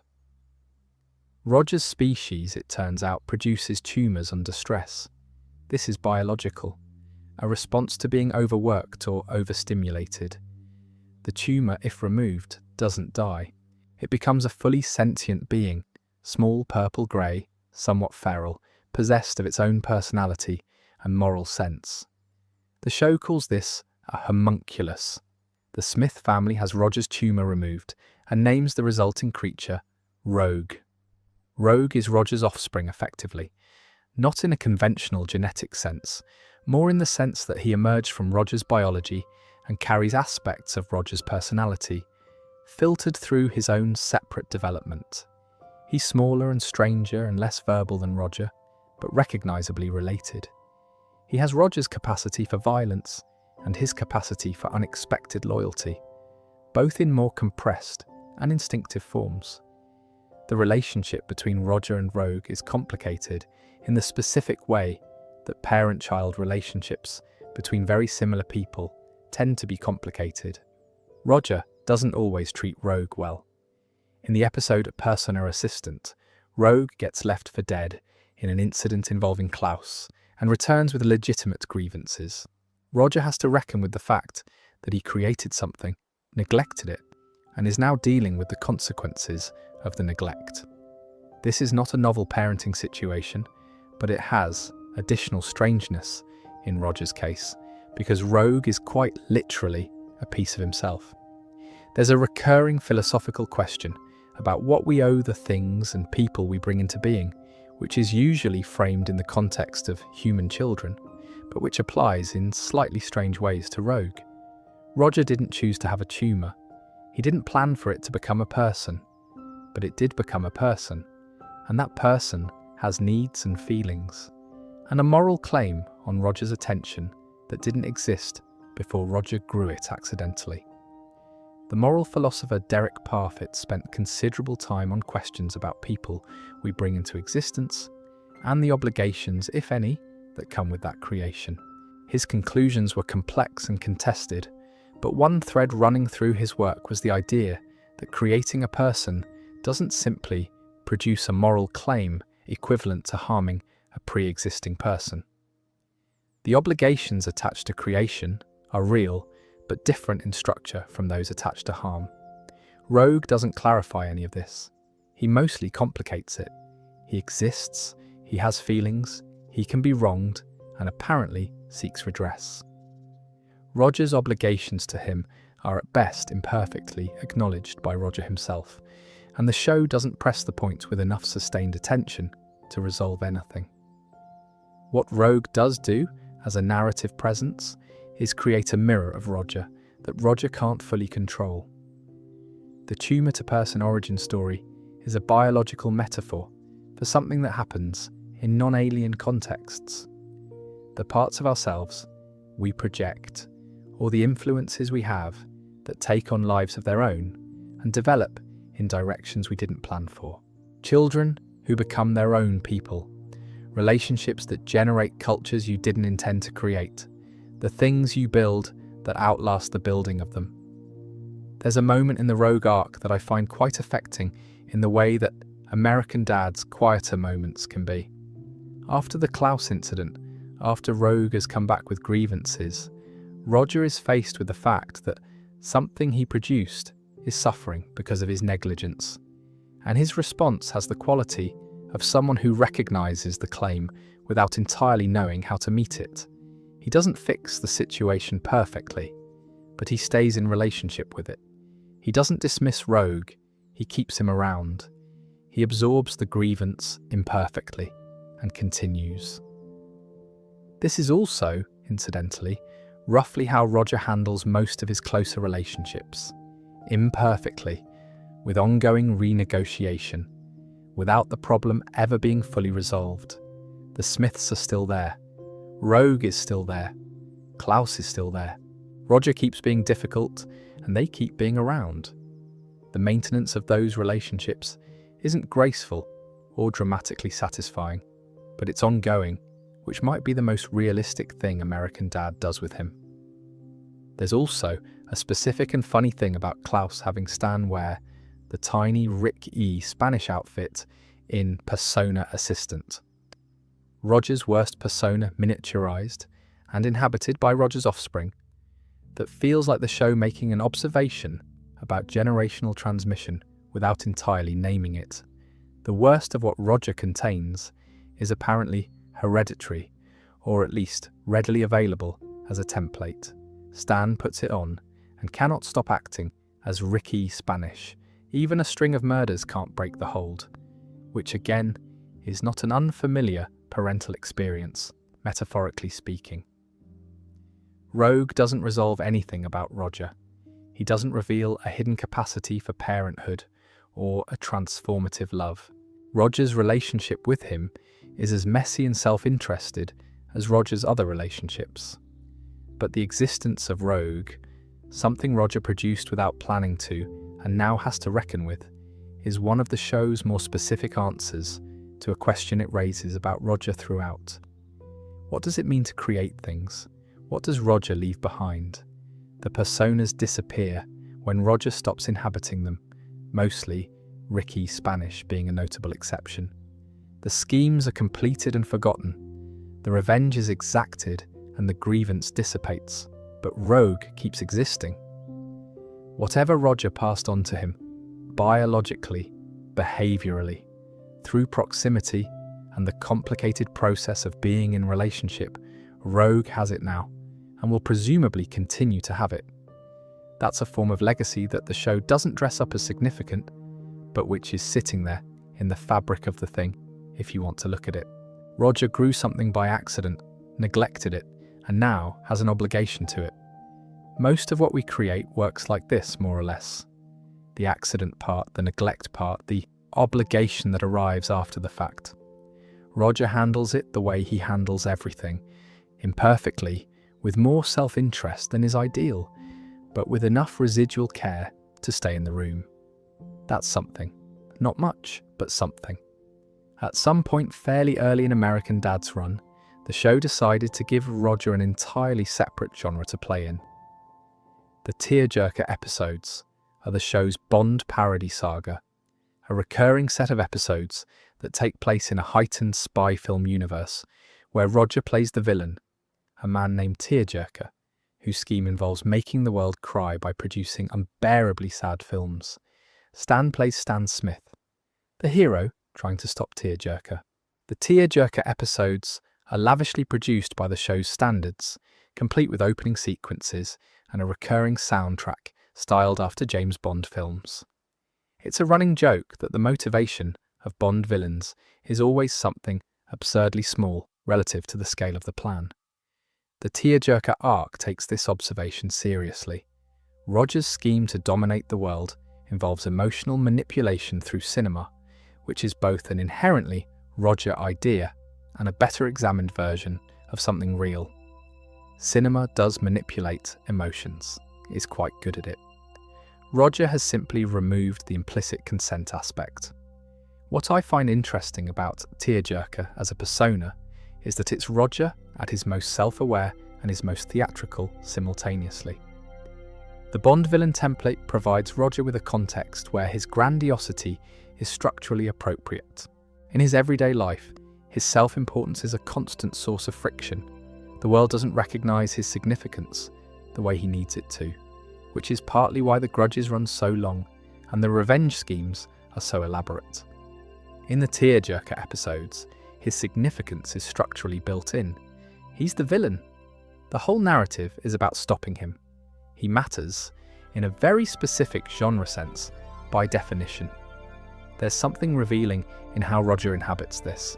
He doesn't play tearjerker as parody, exactly, or at least not purely as parody. The commitment is real. He finds resources in the persona that aren't available in the attic. The cape, the lair, the hench people. The plan that, if successful, would have a measurable effect on the world. This is a persona that gives Roger the scope his nature demands. It's also worth noting that the tearjerker saga has a continuity across multiple episodes that most of Roger's personas don't. Most personas are deployed for one episode or a small arc. Tearjerker keeps coming back. Something in Roger keeps reaching for that particular costume. The villain who makes people cry through art. It's not the most random identity he could have landed on. The philosopher Nietzsche wrote about what he called the will to power, which is often misunderstood as a desire for political dominance, but which Nietzsche meant more broadly. The drive to impose your own values on the world, to express yourself through the world in ways that leave a mark. Roger's tearjerker persona is the will to power taken literally. He wants to make the world feel things he chooses. He wants the emotional reality of millions of people to be organised according to his creative decisions. It's the most grandiose version of the same impulse that drives the smaller schemes. And here's something I think about. Tearjerker's mechanism is films that make people cry. Not violence, not coercion, films, stories. The plan assumes that the right narrative, delivered effectively enough, can move people in ways they can't fully control. This is actually a very thoughtful villain premise. Tearjerker understands something about how emotional manipulation works. He's just removed the ethical constraints. Roger, in the regular attic, watches movies and television with obvious emotional investment. Dynasty, sex and the city, whatever else is running. He's not indifferent to the emotional experience of fiction. He has feelings about his shows. He's distressed when things end. His reaction to Father Murphy being cancelled is the most extreme data point, but it's the same category of thing. Tearjerker is Roger wielding the power he usually submits to. He usually watches the stories. As Tearjerker, he makes them. He decides what people feel. The villain persona is, in this reading, a fantasy of authorship, being on the other side of the emotional delivery system that Roger normally sits in front of. There's a further note worth adding about the Bond parody format itself, which is that it gives American Dad permission to take Roger seriously as a capable, competent, credibly threatening entity. In the regular show, Roger's schemes often fail or produce unintended consequences. He's terrible in specific ways, but he's also frequently ineffective. The Tearjerker episodes cast him as someone who almost succeeds at something enormous. The genre frame provides the stakes his regular environment doesn't. And Roger rises to the genre. He's a very good Bond villain. He has the flair, he has the theatrical commitment, he has the specific grievances and the grandiose self-justification. The Bond villain slot fits him better than almost any other role the show has put him in, because it takes his existing characteristics and gives them a frame in which they're appropriate rather than absurd, which might be the Tearjerker arc's most honest observation about Roger. He's not poorly suited to significance. He's poorly suited to a world that doesn't recognise it. Put him in a genre that structurally builds in his significance, and he's exactly what the role requires. The attic isn't his natural habitat, the lair is. He just can't get there on a regular basis. There's a final detail about the Tearjerker episodes that I find quietly interesting, which is that they always involve Stan working alongside Roger rather than against him. For the duration of a Tearjerker episode, Roger is a character that Stan chooses to trust to partner with, to treat as a legitimate peer in a serious undertaking. The Bond format requires it. You can't have Agent Smith and Tearjerker on opposite sides of a scene without giving Tearjerker the respect the genre demands. The persona, in other words, gives Roger what the attic doesn't: Stan's functional cooperation without the usual layer of barely tolerated exasperation. No wonder he keeps coming back to it. American Dad has been running since 2005. Roger has been in it from the beginning. That's over 2 decades of a single character, being written by a rotating cast of writers across different network relationships and changing cultural contexts. Most characters don't survive this particularly well.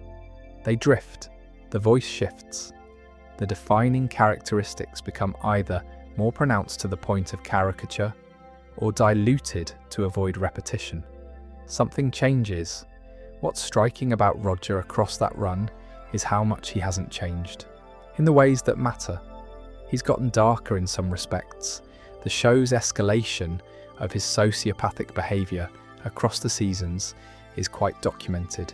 He's gotten more complex, but the core things, the wine preference, the specific flavour of his grievances, the combination of genuine affection for the Smiths and genuine willingness to endanger them, the commitment to whatever persona he's currently inhabiting, the way he cries behind his glasses when something hurts him more than he expected, those are remarkably stable.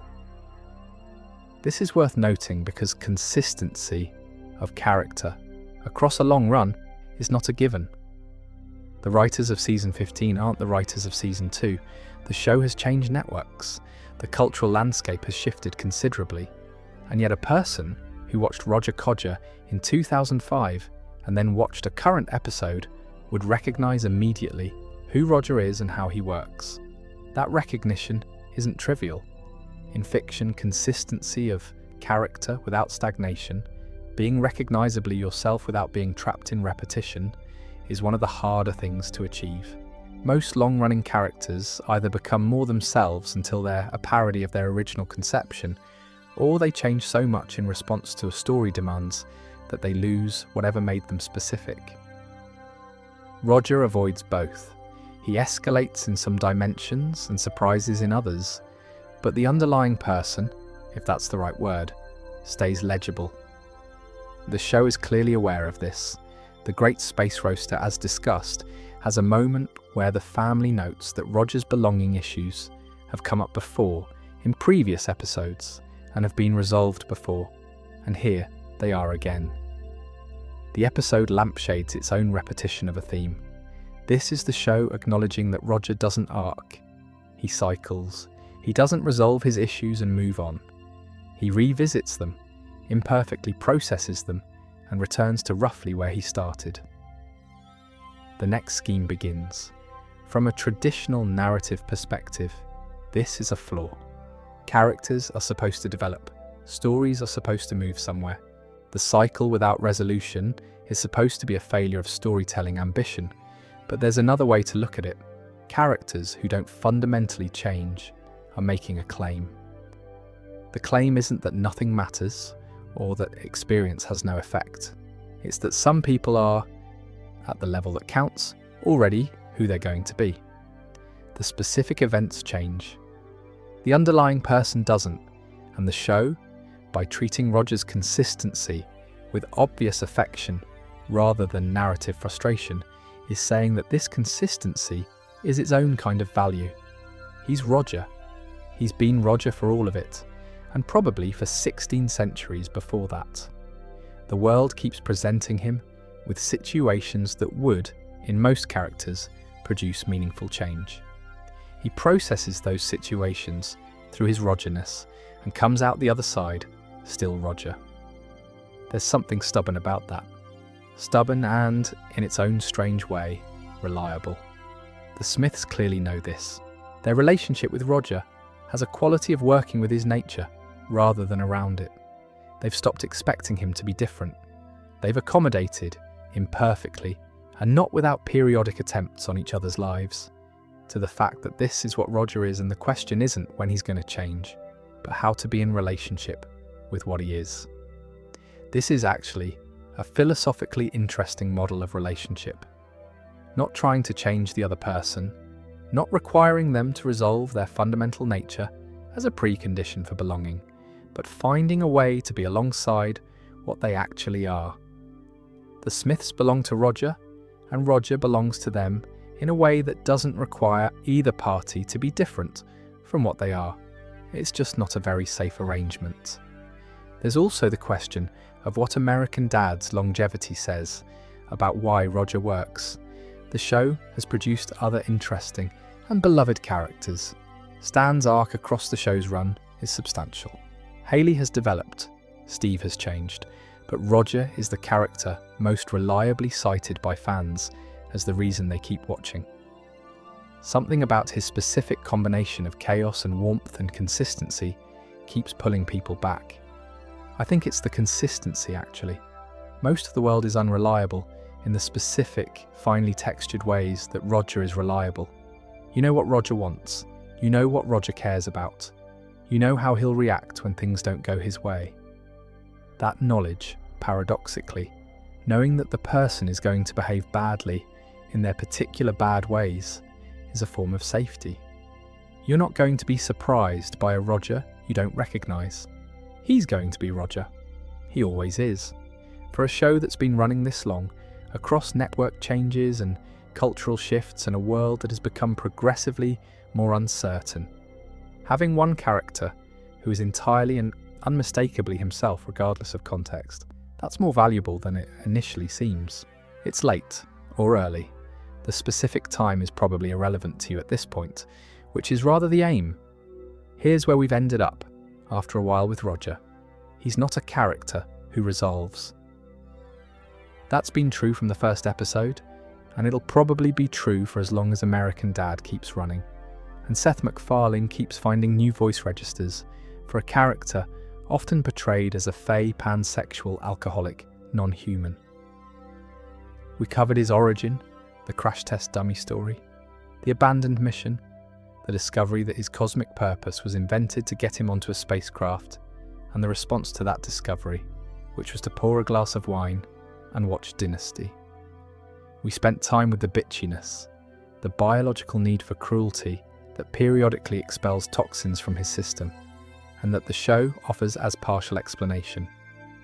We looked at the persona carousel and what it means to have hundreds of simultaneous identities and still be recognisably, specifically yourself. We sat with Sydney Huffman and Ricky Spanish, two of Roger's personas, and tried to hold both as genuine expressions of the same being. We talked about Chardonnay and why small immediate pleasures are philosophically defensible and possibly the most rational response to several of Roger's circumstances, about the grudges and what they actually defend, about the great space roaster and the moment Stan said he was a Smith.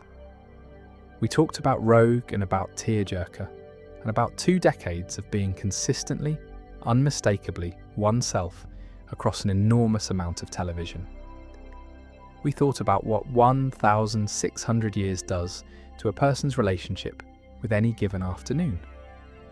What I'm left with, and I've been trying to figure out how to say this without making it neater than it is, Roger is interesting in the way that honest things are interesting.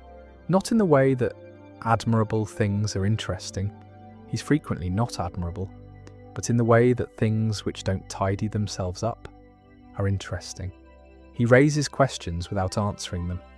He fails at things the show seems to think matter, while succeeding at things the show treats as minor. He needs love and demands it badly, and receives it imperfectly, and then tries to murder the people who gave it, and then he comes back, and they're still there. There's probably more to say about Roger than a single evening covers. The expansion pack past, all the things he's apparently been involved in since landing that the show mentions casually, could sustain quite a lot of careful attention. His alien biology and what it implies about identity and physiology. His relationship with Francine, which is its own specific and under-examined dynamic. The Zing story, which connects his pre-Earth history to his Earth circumstances in ways the show gestures at and then leaves unresolved. But tonight is tonight, and it's done enough, I think. The Dynasty episode that Roger was about to start when this began is probably quite far in by now.